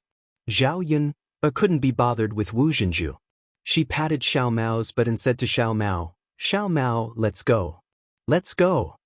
Xiao Mao understood Zhao Yuner's words. It took off and flew away. In a short while it was far away. On the way back, Zhao Yun couldn't help but sigh at Liang Jinxiao's family's weirdos. If she had known this would happen, she wouldn't have let Zhao Wenhua look for her eldest uncle and second uncle. If her eldest uncle and second uncle were like Wu Zhenju, she definitely wouldn't have let them work. Liang Jinxiao sighed and said, "Yun, don't argue with your second aunt. She's that kind of person." "Mother, I won't argue with her. But we should interact less with them in the future. They look down on us anyway." "Okay. Actually, we don't interact much with them. We might not even meet once a year." This was also what Zhao Yuner felt gratified about. Otherwise, she would be annoyed to death if those people strolled in front of her every day like old Zhao's family. Xiao Mao quickly brought the 3 of them back to the village. In the late spring, the farm work became busier. Many people had to go down to the fields to weed. When Zhao Yuner sent Liang Jinxiao home, Zhao Ping'er was in the courtyard. Ma Xiaofeng and Zhao Tianan were also standing in the courtyard. They were chatting happily. Zhao Tianan stood beside Ma Xiaofeng, looking very shy. Even so, Zhao Tianan still couldn't help but get closer to Ma Xiaofeng. His eyes peeked at Ma Xiaofeng from time to time. When Zhao Yuner saw Zhao Tianan's reaction, she knew that her younger brother had been poisoned. She sighed slightly in her heart. When they heard the sound of the carriage, several people looked in the direction of Zhao Yuner. Ma Xiaofeng was obviously a little nervous when facing Zhao Yuner. She didn't dare to look into Zhao Yuner's eyes. However, she still went forward and greeted Zhao Yuner. "Sister Yuner, you're back?" For the sake of Zhao Tianan's face, Zhao Yuner responded indifferently. "Ping'er, I bought your dowry quilt today." Liang Jinxiao said to Zhao Ping'er. Looking at the brand new quilt on the carriage, Zhao Ping'er smiled happily. "Mother, thank you." "What are you thanking me for?" "Mother, you're so nice." "You child, you're my daughter. If I don't treat you well, who else can I treat well?"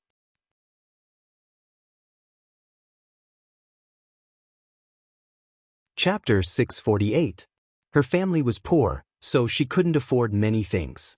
In addition, in her mother's eyes, she was just a good-for-nothing, so she had to leave everything at home to her younger brother. She didn't have any complaints. After all, it wasn't easy for her family, and her younger brother's marriage was troublesome. If she didn't think about her younger brother now, it would be more difficult in the future. It was precisely because of this that she had to find a good family. Only by marrying a rich man could she eat and drink well, and help her family live a good life, so they wouldn't have to suffer. "Sister Ping, congratulations." Ma Xiaofeng's tone had a hint of envy. "Thank you, Xiaofeng. When I get married, we won't have many opportunities to be together. We probably won't be able to see each other much in the future.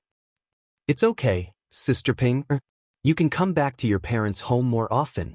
Won't we be able to see each other then? Yes, Xiaofeng. I have to come back a few more times for you.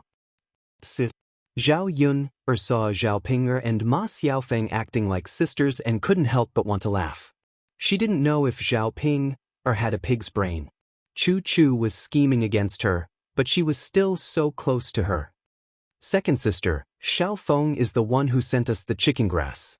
Zhao Tianan hurriedly said to Zhao Yun, wanting Zhao Yun to have a good impression of Ma Xiaofeng. Really? Yes. Zhao Yun looked at the chicken coop. A few chickens were burying their heads in eating a few pieces of grass. Liang Jinxiao hurriedly said, Thank you, Xiaofeng. Ma Xiaofeng smiled shyly. You're welcome, Annie. My family also needs chicken grass, so I just sent some over. Thank you still. Mother, you don't have to be so courteous with Xiaofeng. When Tianan and Xiaofeng get married in the future, we'll be a family. Zhao Ping teased from the side. Zhao Tianan immediately lowered his head shyly, while Ma Xiaofeng looked at Zhao Ping coquettishly. Sister Ping, Xiaofeng, you don't have to be shy. You and my brother are very suitable. It's best if you two are together. When you two get married, we'll be even closer. Don't you think so? Liang Jinxiao smiled awkwardly and did not know what to say. He glanced at Zhao Yuner and felt very worried. According to the current situation, it would be difficult to separate Ma Xiaofeng and Zhao Tianan. Just as Zhao Yuner was about to leave, Zhao Wenhua returned. She went to her eldest uncle and second uncle's house today, but looking at the situation, Zhao Wenhua's expression was not right. He did not seem to be very happy. Seeing Zhao Wenhua frowning, Zhao Yuner asked, Father, what's wrong with you? Sigh. Zhao Wenhua sighed and said, Yuner, your eldest uncle and second uncle said that if they want to help, they have to pay 5 copper coins a day more than the other bricklayers. They can't pay the same price as outsiders. If they don't pay 5 copper coins more, they won't come over. Zhao Yuner frowned. Hearing Zhao Wenhua's words, she was also very angry. If we give my eldest uncle and second uncle more for the same job, how will the others be convinced? If the other bricklayers knew about it, they would definitely not be willing to work more than her eldest uncle and second uncle. On the other hand, Zhao Yuner was angry that they were all relatives, but they were so calculative. Since they were a family, shouldn't they not ask for remuneration? Besides, the price she paid was not low, so there was no need to calculate so clearly. Chapter 649. She was too lazy to serve them. Zhao Wenhua sighed. All right, Yuner, let's not look for your eldest uncle and second uncle. But although there weren't many bricklayers, there were still some. It would be good if they could find a few bricklayers. They could also find 2 ordinary workers to help them, and the house would definitely be built. Oh right, there's one more thing. What's wrong, father? Sigh, your eldest uncle and second uncle said that since we have the money to build a house now, we should return the 3 loads of grain that we borrowed from them previously. We have borrowed the grain for a few years, and we have to add another load of grain as interest. We have to return 4 loads of grain in total. After Zhao Wenhua finished speaking, he continued to sigh. 4 loads of grain was 400 kilograms, and 1 load of grain was 500 to 600 copper coins. 4 loads of grain was more than 2 taels of silver. This wasn't a small amount. Liang Jinxiao couldn't help but ask, previously, my mother said that we should forget about the grain. Why did she ask for it now? Zhao Wenhua was very helpless. Yuner's eldest uncle said that things are different now. In the past, we couldn't return the grain, but now, we can even build a house. Naturally, we have to return the grain. Liang Jinxiao felt her heart ache. That was her biological brother, and he was actually so calculative with her. In the past few years, Zhao Wenhua had helped the Liang family a lot when they were busy farming. On one hand, Zhao Wenhua was busy working in the Zhao family's fields, and on the other hand, he had to help the Liang family. At that time, he was really exhausted and didn't have any rest. After helping so much and working hard for so many years, How could it not be worth 3 loads of grain? Zhao Yuna really couldn't complain about her eldest uncle and second uncle's whole family. Indeed, birds of a feather flock together. Weirdos simply gathered together. As for the few loads of grain, Zhao Yuna planned to ask Zhao Wenhua to return them. In the future, they shouldn't have any contact with Liang Jinxiao's family. Zhao Yun was afraid that if she didn't return the money, the Liang family would think that they owed them. Once their lives improved, the Liang family would come over to take advantage of them. On the contrary, Zhao Yun's family would suffer. Father, mother, did old Zhao's family eat these 3 dan of grain together? Zhao Yun asked. That's right. At that time, our old Zhao family was having a hard time. That's why we had to borrow some food. Then if we return the grain to first uncle and second uncle, old Zhao's family should be more forgiving. We can't just borrow the grain for everyone to eat and then return the grain to the third branch. Zhao Wenhua seemed to be in a dilemma. Now that we've separated from the family, it's not convenient for us to tell your grandparents. Father, what's so hard to say? Didn't they eat the grain? All right, I'll go and discuss it with your grandfather. Zhao Yun nodded. She didn't want the third branch to suffer this loss. Old Zhao's family had taken advantage of them for nothing. She didn't care about the small amount of money. When Zhao Wenhua entered Zhao Baoshan's house, she heard curses coming from the house. It was Hu Chunhua. After that, Zhao Baoshan said something, and Hu Chunhua finally agreed to take out the money. Where's my money? Why is 3 taels of silver missing? Hu Chunhua's roar came again. Zhao Wenhua hurriedly asked. What's wrong, mother? The money is missing. Mother, look for it again. Don't worry. Hu Chunhua rummaged through the cupboard for a while, but she still couldn't find it. It's missing, it's missing, it's missing, the money is missing. Who the hell took my money? Hu Chunhua rushed out of the house crying and screaming. She shouted towards the yard, and the rest of old Zhao's family came out of the house.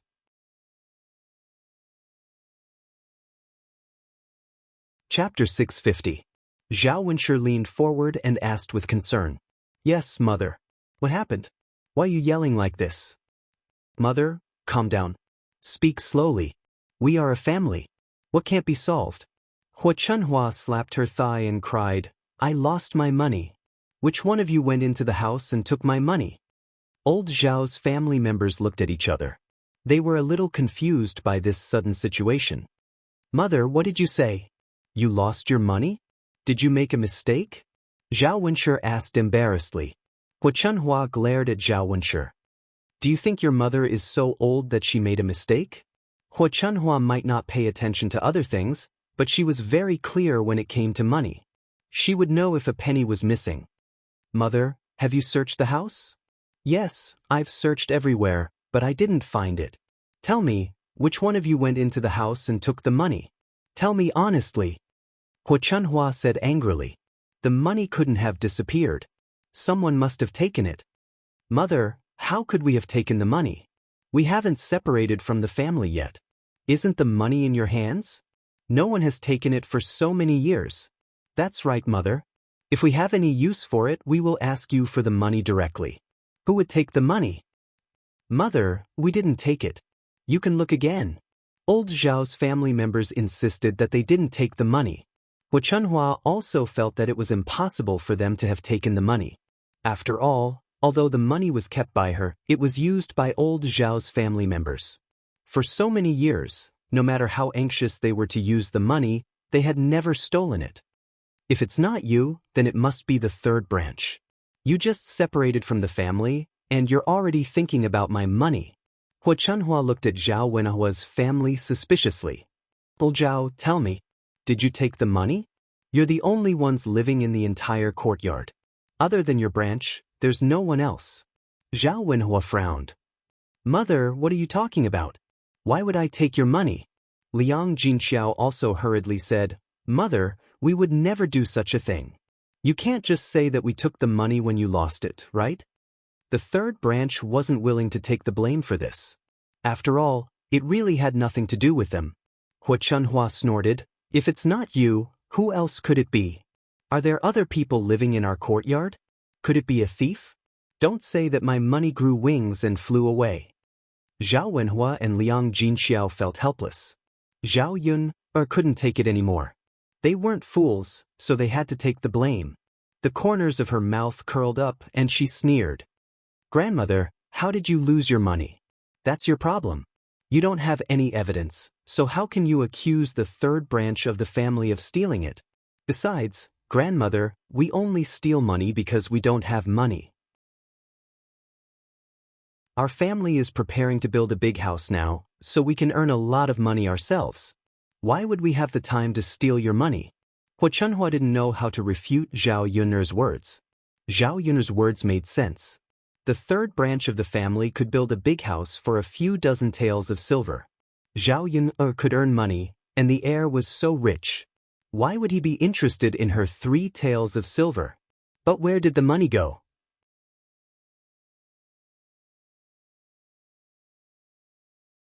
Chapter 651. Mother, you're right. I also feel that someone stole the money. Zhao Wenshui hurriedly chimed in. Then who could it be? Who came to our courtyard? Mother, no one came. Who else came these days besides third brother's future son-in-law? Huo Chunhua shook her head. No, the money was still there when I counted it 2 days ago. Qin Yuan came 2 days ago, so it couldn't be Qin Yuan. Then who could it be? As they were talking, their gazes fell on Ma Xiaofeng, who was at the side.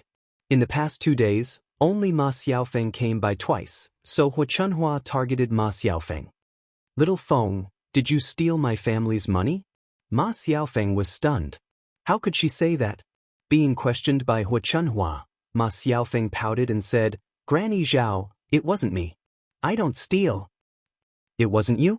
If it wasn't you, then no one else came to my house. You learned how to steal at such a young age. I have to call your mother over and ask her how she raised a thief. Huo Chunhua didn't mind making a big deal out of it. Ma Xiaofeng suddenly became anxious. If the villagers came over and heard Huo Chunhua's nonsense, what would she do if they thought she was a thief? In the village, reputation was very important. She also wanted to save face. If she was treated as a thief, she would be drowned in saliva. Li Chuang muttered in front of Huo Chunhua, Mother, I think it's very likely that little Feng stole the money. After all, their family is so poor. Yes, I think so too. Huo Chunhua nodded and said coldly to Ma Xiaofeng, Little Feng, hurry up and hand over the money you stole. Otherwise, we'll have to report it to the authorities. When the time comes, I'll throw you in jail. Ma Xiaofeng immediately panicked and shook her head. Granny Zhao, it really wasn't me. I didn't steal your family's money. Ma Xiaofeng felt wronged. She was framed by old Zhao's family. She was about to cry. Huo Chunhua snorted softly. Xiaofeng, you brat. Not only did you steal things, you even lied. With such a character, who would dare to marry you in the future? At this time, some villagers came over and heard the whole story. They also thought that Ma Xiaofeng must have stolen it. Granny Zhao, it wasn't me. I never steal from others. Ma Xiaofeng continued to defend herself. Some villagers believed Ma Xiaofeng's words. They had never seen Ma Xiaofeng steal from anyone. Auntie Zhao, is there a misunderstanding? Misunderstanding? What misunderstanding could there be? I didn't see anyone else in my house except her. Could it be that someone else in the village stole it? Huo Chunhua replied angrily. When Huo Chunhua said this, the villagers fell silent. What if Huo Chunhua put the blame on them? They were all decent people and didn't steal from others. They couldn't be called thieves by Huo Chunhua. No one wanted to get into trouble for an unrelated person. They just came to watch the show. Ma Xiaofeng felt that it was hard for her to defend herself. If she had known, she wouldn't have come to Zhao Yun'er's house. She didn't achieve her goal and was now wrongly accused of stealing 3 taels of silver. Huo Chunhua walked in front of Ma Xiaofeng and pushed Ma Xiaofeng. You brat, quickly hand over the 3 taels of silver that you stole. Ma Xiaofeng was pushed to the ground by Huo Chunhua and started to cry.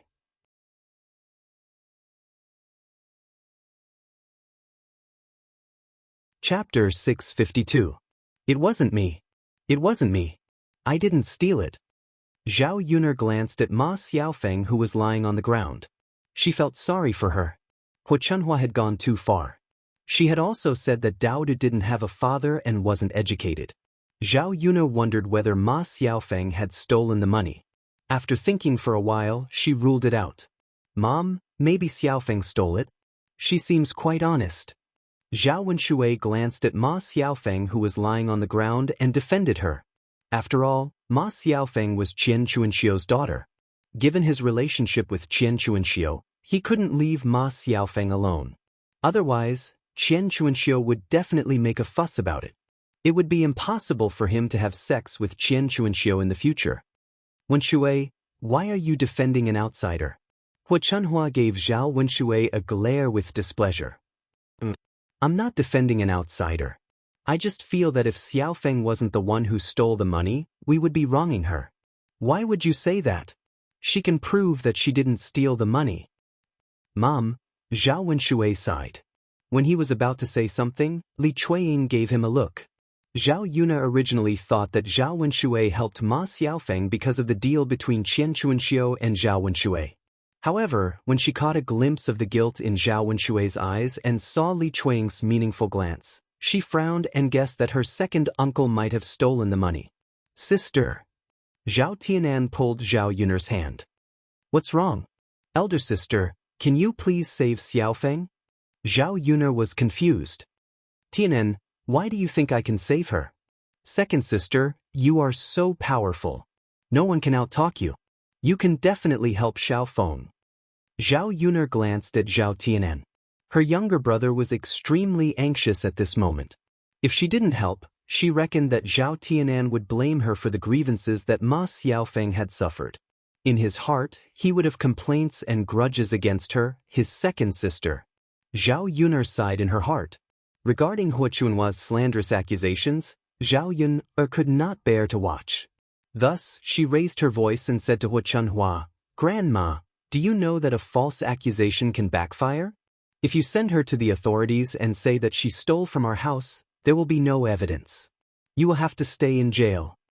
Hu Chunhua curled her lips and said, How can there be no evidence? This girl was the only one who came to our house. She came in the daytime. Master was lying in the room. How could she steal under my watch? Well, besides, when she came, Pinger and Tianan were both there. There were two people watching her. How could she steal the money? Well, after being casually questioned by Zhao Yuner, Hu Chunhua couldn't refute. Zhao Tianan looked at Zhao Yuner with gratitude and admiration. Ma Xiaofeng, who was lying on the ground, also looked over with gratitude. What Yuner said makes sense. Annie Zhao is really too much. How is Xiaofeng going to live in the village in the future if she says that? That's right. Xiaofeng has been wronged for nothing. Don't worry. Xiaofeng's mother will definitely make trouble later. Then there will be a good show to watch later.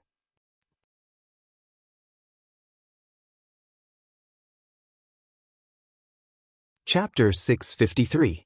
Zhao Yuner curled up her lips. Grandma, it's your business who stole the money. It has nothing to do with anyone else. It's hard to guard against thieves in the family. You have to think carefully about who in our family is so short of money that they stole your money. After Zhao Yuner finished speaking, Hu Chunhua was lost in thought. She couldn't think of a reason at the moment. She was unwilling to accept it. 3 taels of silver. There wasn't much money left at home. Now, she lost so much money all of a sudden. Without evidence, she couldn't blame anyone. Hu Chunhua panicked when she thought about it. She sat down on the ground and burst into tears. Old Zhao's family hurried forward to help Hu Chunhua up. Mom, don't cry. Let's look for the money again. We'll definitely find it. Mom, crying won't solve the problem now. Don't cry. It's easy to hurt your body if you cry too much. Let's continue to think of a way. Wah, my money, my 3 taels of silver. I can buy a lot of things with them. Hu Chunhua couldn't listen to old Zhao's family's persuasion.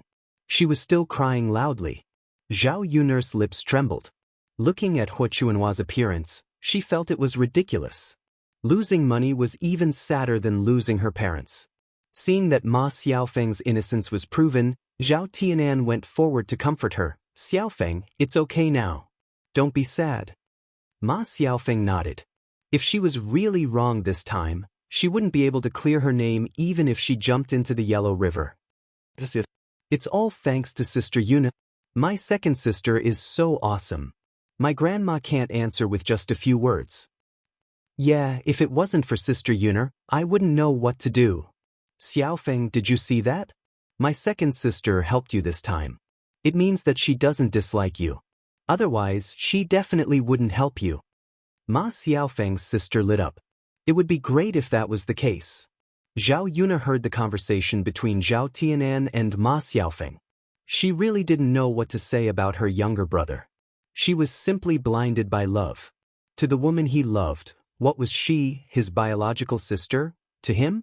Thinking of this, Zhao Yuna suddenly felt a little sad. Zhao Yuna, I didn't expect you to be so smart. Seeing that Zhao Yuna helped Ma Xiaofeng, Zhao Pinger also praised Zhao Yuna. Zhao Yuna smirked. She was smart? Actually, it was just that there were too many brainless people who didn't think about it carefully. There were clearly so many suspicious points and loopholes. Of course. Do you think everyone is as stupid as you? Zhao Yuna replied to Zhao Pinger sarcastically. You? Zhao Pinger looked at Zhao Yuna angrily. Father, mother, I'm going back to cook first. Zhao Wenhua and Liang Jinxiao both nodded and responded. Zhao Yuna drove Xiaomao back home. Mu Lianfeng and Daodu were in the courtyard. Daodu seemed to be in the horse stance, and Mu Lianfeng was guiding him. Zhao Yuna saw this and asked curiously, "What is Daodu doing?" Mu Lianfeng saw Zhao Yuna coming back and explained with a smile, "I'm teaching Daodu Kung Fu." Yes, mother, Daodu wants to learn Kung Fu from father so that he can protect the people he wants to protect. When Daodu grows up, he will be able to protect mother.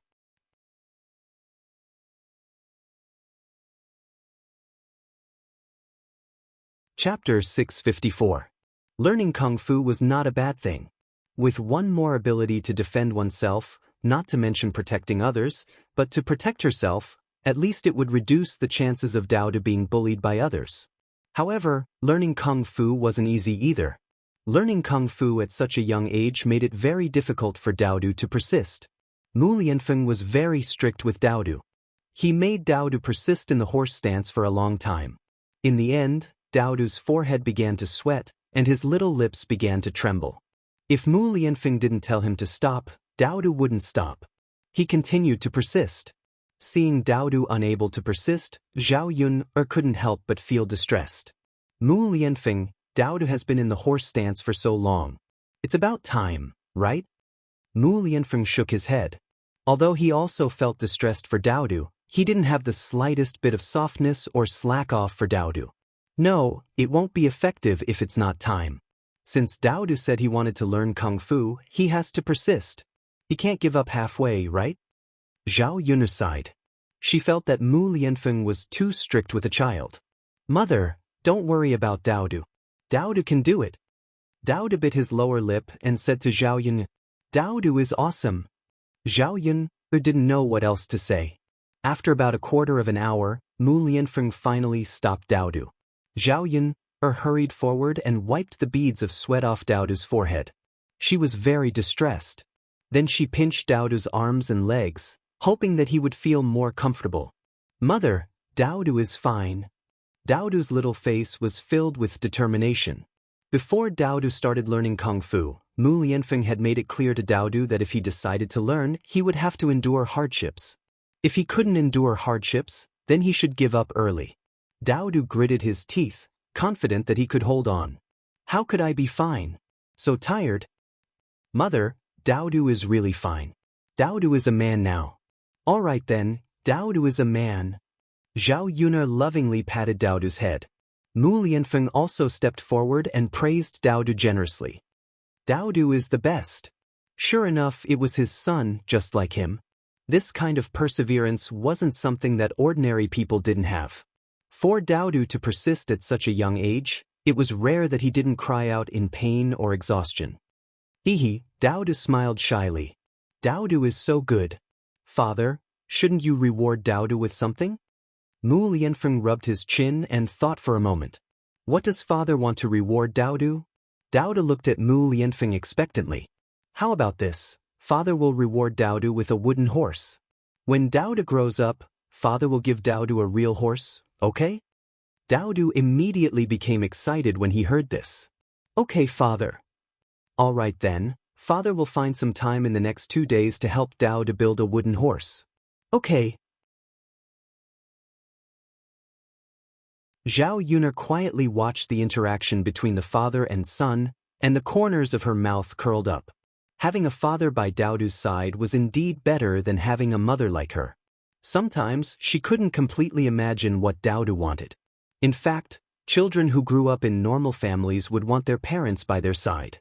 The family casually ate something for lunch. In the afternoon, Mu Lianfeng handed Daodu to Zhao Yuner and said to Zhao Yuner, Yuner, I'm going to Yang City to get some medicine for your scar removal.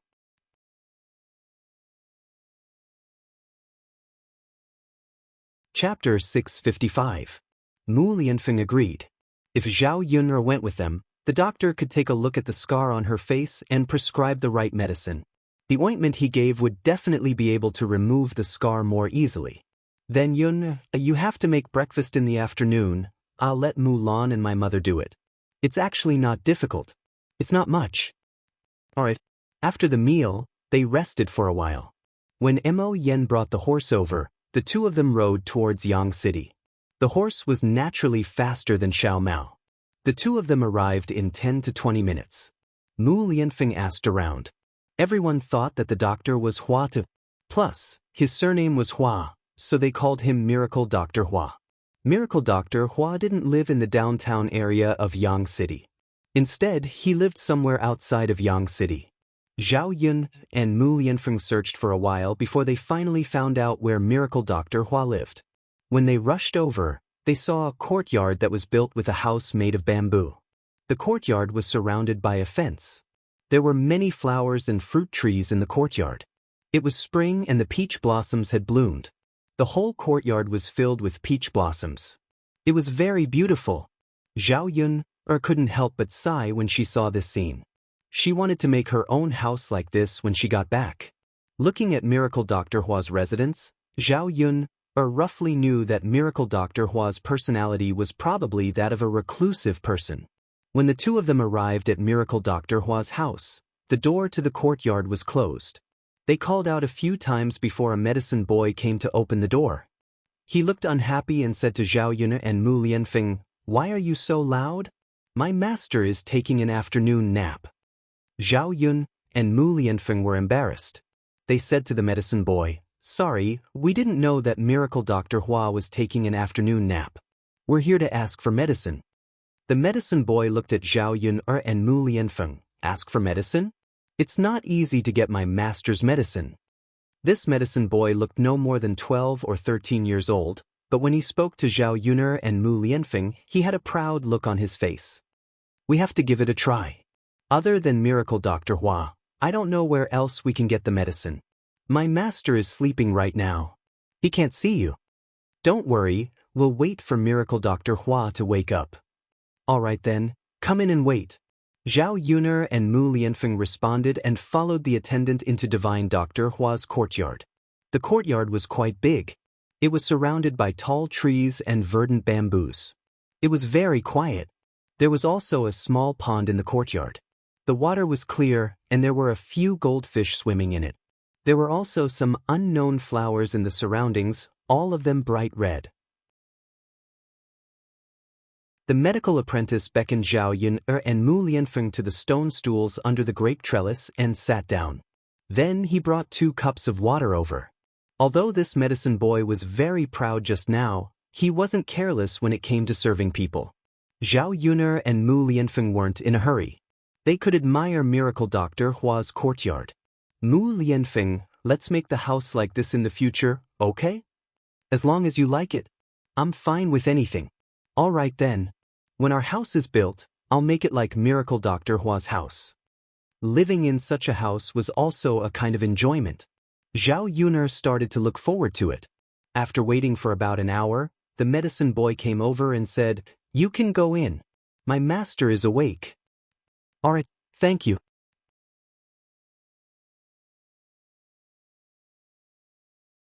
Chapter 656.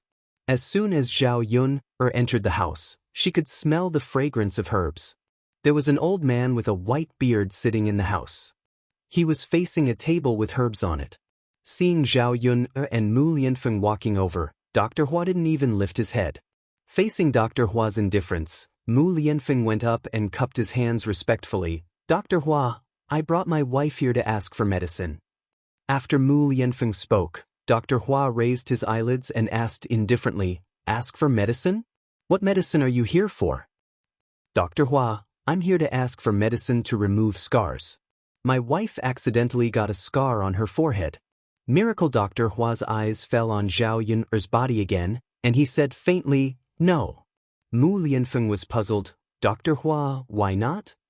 I don't prescribe medicine for people easily. Haven't you asked around?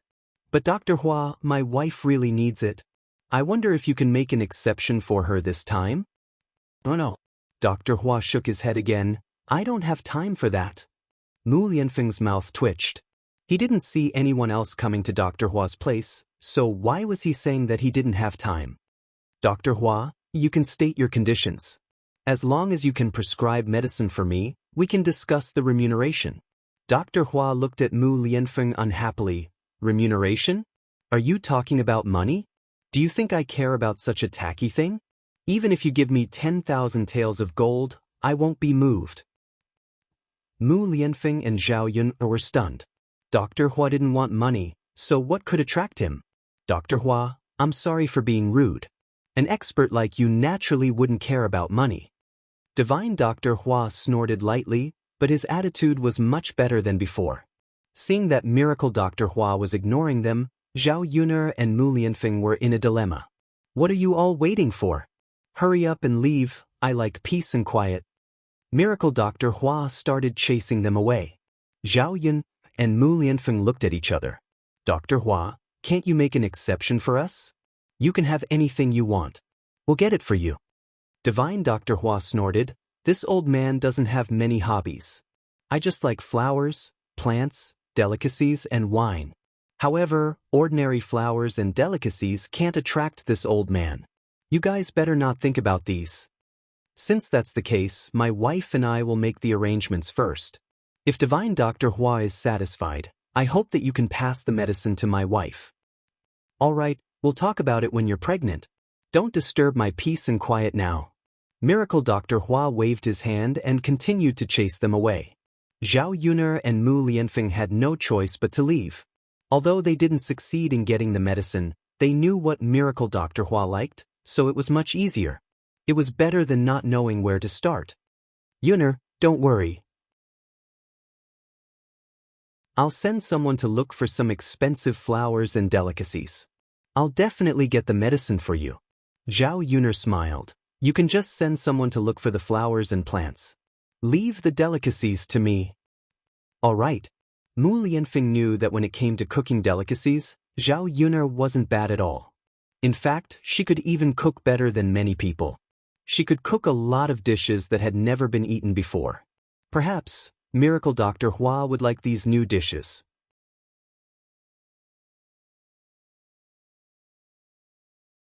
Chapter 657. One was mushroom soup made from the mushrooms on the mountain. The other was braised pork with soy sauce that she was good at, and the other was pork intestines in a fragrant pot. She believed that Miracle Dr. Hua had never eaten these dishes before. She would wait until she finished her work in the town tomorrow to deliver the dishes to Miracle Dr. Hua. When she went back, Liang Jinxiao and Mulan were still at her house. The two of them chatted while making breakfast. When Zhao Yun'er came back, Mulan said, Yun'er, it's going to be Qingming festival in a few days. Every family has to go to the grave. I don't think we have time to go to the town to set up a stall that day. Can we rest for a day? Zhao Yun'er nodded. Of course. Qingming festival was a big day for the villagers. Basically, every family would go to the grave. Zhao Yun'er's family had to go as well. Even if they went to the town to sell breakfast that day, there wouldn't be many people. It was better to rest for a day. That's good. I was worried that you wouldn't agree. It would be noisy at home. Every Qingming festival, the whole family has to go to the grave. Mulan breathed a sigh of relief. Yes, after all, it's our ancestor. If we don't burn some paper money for Qingming festival, they won't have a good life in the underworld. Liang Jinxiao chatted. That's right, Auntie. In the past, the Li family in our village didn't go to the grave every Qingming festival. Later, the ancestor appeared in a dream and said that they were living a miserable life in the underworld. If they didn't go to the grave to burn some paper money, they would be dragged down. At first, the Li family didn't believe it. Later, some people in the family fell ill and almost died. They quickly went to the grave to burn paper money. Then, their illness was cured. I heard about it too, so we still have to go to the grave. With the ancestors' blessing, we can be safe and sound. It's only a few times a year. No matter how busy we are, we have to make time. Yes, besides, we're not that busy. Zhao Yuner listened to the conversation between Mulan and Liang Jinxiao. It was really mysterious. She did not believe in these things. After all, she lived in the 21st century in China and was an atheist.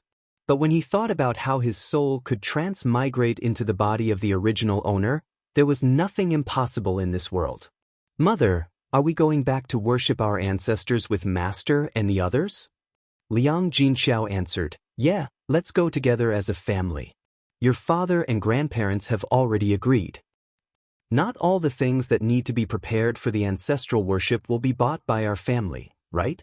Zhao Yin liked to calculate clearly, otherwise, old Zhao's family would take advantage of the third branch again.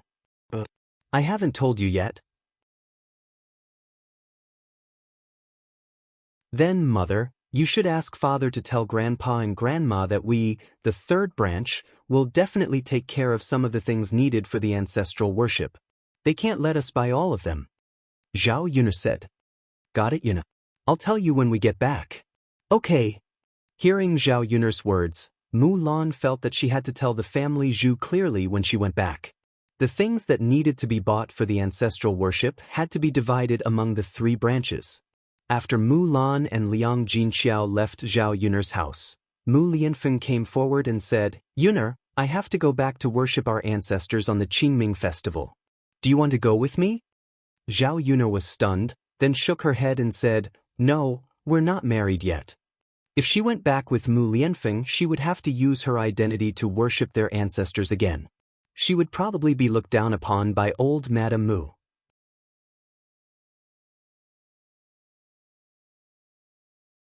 Chapter 658.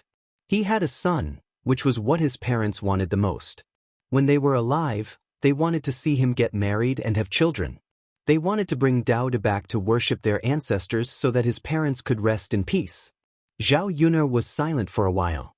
Is Daoist your biological son? Doesn't that mean that he has acknowledged his ancestors? If your grandmother knows about Daoist's identity, I'm afraid that she will take him away from me. Zhao Yuner knew that with old Madame Mu's temperament, she would accept Daoist but not her. Obviously, it was not a good time for Daoist to acknowledge his ancestors. Yuner, don't be afraid. I'll go back this time to see my grandmother's attitude. As for Daoist's identity, I've acknowledged him as my godson before, so I'll let Daoist participate in the worship of our ancestors as his godson. His purpose was only to let his deceased parents see that he had his own child. Zhao Yuner heard Mu Lianfeng's words and nodded. Okay, you can take Daoist back. Thank you, Yuner. In the afternoon, Zhao Yuner went to the foot of the mountain to pick some mushrooms. It had just rained, so many mushrooms had popped out in the forest. There were many kinds of mushrooms. He casually picked a few and filled a basket with them. Her family couldn't eat all of them, so Zhao Yuner gave some to Mulan's family. She cooked a plate of mushrooms while they were still fresh. They tasted absolutely delicious. When she arrived at Mulan's house, Family Zhu and his family were all there. Zhu Sanlu was sitting in the yard, basking in the sun. He had rested for a while, but he still looked pale. When he saw Zhao Yuner coming over, a pair of perverted eyes fell on Zhao Yuner. Zhao Yuner glared at him, but Zhu Sanlu smiled, thinking that Zhao Yuner was winking at him.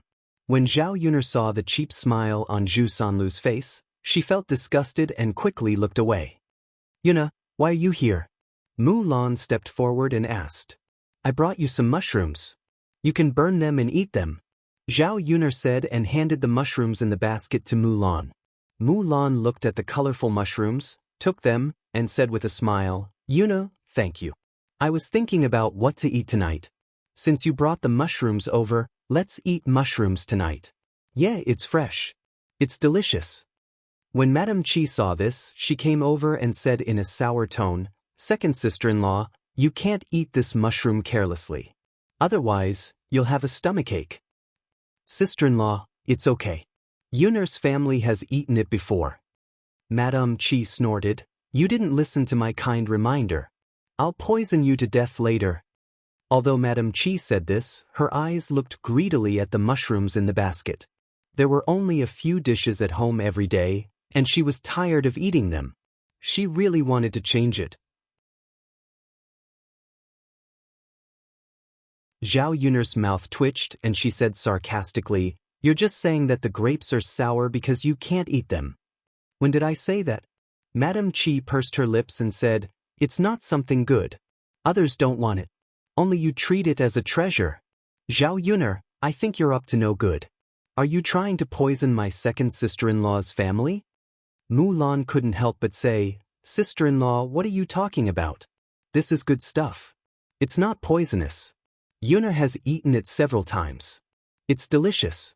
Besides, if Yuna wanted to poison me, would she do it so openly? When Madame Qi heard Lan say that the mushrooms were delicious, she couldn't help but swallow her saliva.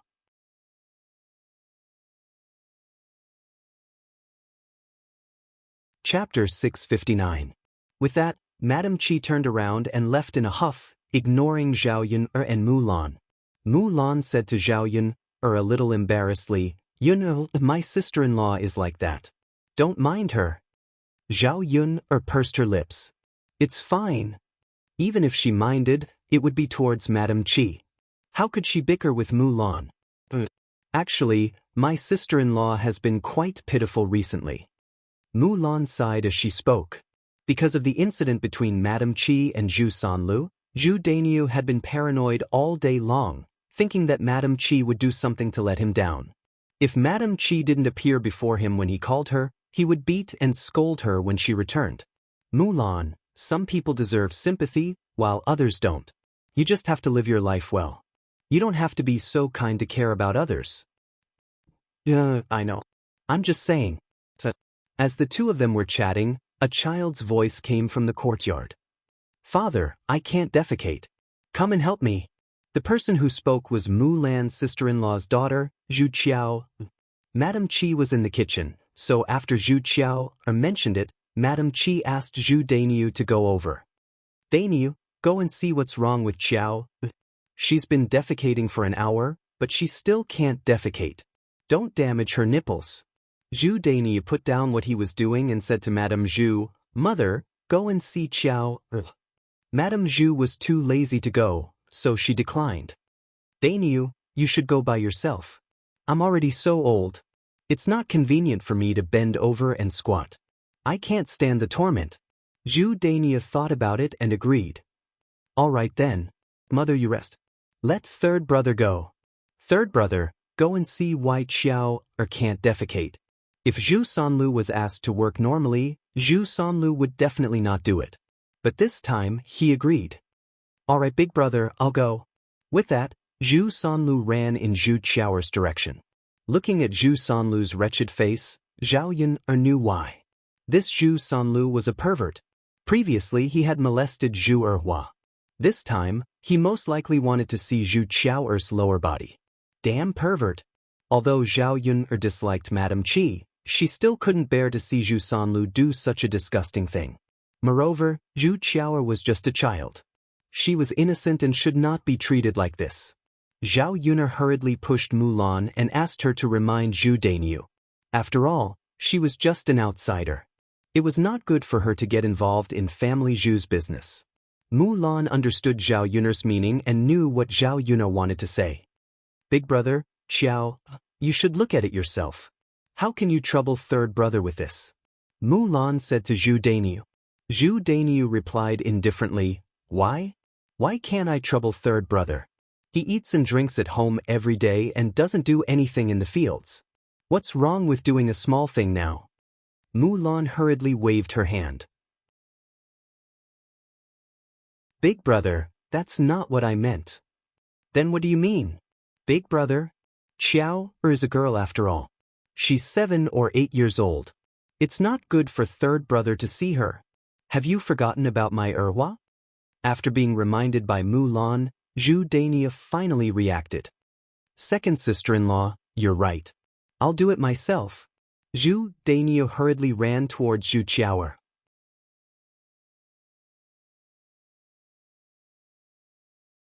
Chapter 660. Zhu Dania was instantly enraged. Looking at his third brother's wretched face was enough to infuriate him. Fortunately, Mulan reminded him, otherwise, he was wondering when his third brother had become so diligent. So it was because of this. Zhu Dania walked over and kicked Zhu Sanlu. Zhu Sanlu was lying on the ground with his limbs in the air. He cried out, ouch, ouch. His injuries were not light and he was in great pain. Big brother, why did you kick me like that? And so hard? It really hurts. Zhu Sanlu pouted and said with an aggrieved face. I asked you to come over and take a look at Xiao Er's condition. Why are you looking at her like that? Is my daughter still going to get married in the future? Big brother, you're thinking too much. Xiao Er didn't do anything. All right, get lost. You don't have to trouble yourself. Zhu Dania looked at Zhu Sanlu with disdain. Zhu Sanlu felt even more aggrieved. He had to come and go as he pleased. What did he think he was? So be it. Xiao, what's wrong with you? You can't pull it off? Zhu Dania asked Zhu Qiao. Zhu Qiao nodded heavily. I can't pull it off, but I want to pull it off. Qiao, did you use all your strength? Zhu Dania asked again. Dad, I used all my strength. I used a lot of strength, but I can't pull it off. Then don't pull it off, okay? Come, put on your pants. If I don't pull it off, it will be very uncomfortable. Zhu Qiao made a fuss. Then what should we do? Zhu Dania frowned, looking as if he did not know what to do. Mulan walked forward and saw the situation. She said to Zhu Dania, Big brother, this is very normal. It's fine. Let Xiao continue to pull it out. You can take a wooden stick and help Xiao slowly pull it out. Zhu Dania was stunned. What? Take a wooden stick out? Then wouldn't he have to use a wooden stick to dig out feces? How could a man like him do such a thing? Mulan nodded and said, Yes, big brother, this is a very normal thing. Several of my children have been like this before. I helped them pull it out, otherwise, they would feel uncomfortable if they couldn't poop out. Zhu Dania furrowed his brows. That meant that he had to take it out. It was better to leave it to Madame Qi. A man like him would never do such a thing. Thus, Madame Qi, who was in the kitchen, shouted, Wife, quickly come out and help Xiao dig out the poop. Madame Qi was too lazy to come out, so she replied, Dania, you can do it. Why do I have to come out? I still have to cook. Woman, are you coming out or not? Zhu Dania said somewhat angrily. Hearing Zhu Dania's tone, Madame Qi was so scared that she hurriedly rolled out. I'll do it. Dania, don't be angry. Zhu Dania snorted. Hurry up and help Xiao dig out the poop. Don't let Xiao feel uncomfortable holding it in. Got it. Madame Qi squatted down with some displeasure. She was fine, but she had to come over to dig out the poop. She was not very happy. She directly vented her anger on Zhu Qiao. She pulled Zhu Qiao and said, Hurry up and poop. Don't waste my time. Mother, I'm pooping but I can't pull it out. Zhu Qiao saw that Madame Qi's expression was not good. She said carefully, afraid of angering her mother. You're tuning in to the Wang Lin's Journey YouTube channel. Don't forget to subscribe and join us on this journey to catch the most captivating stories.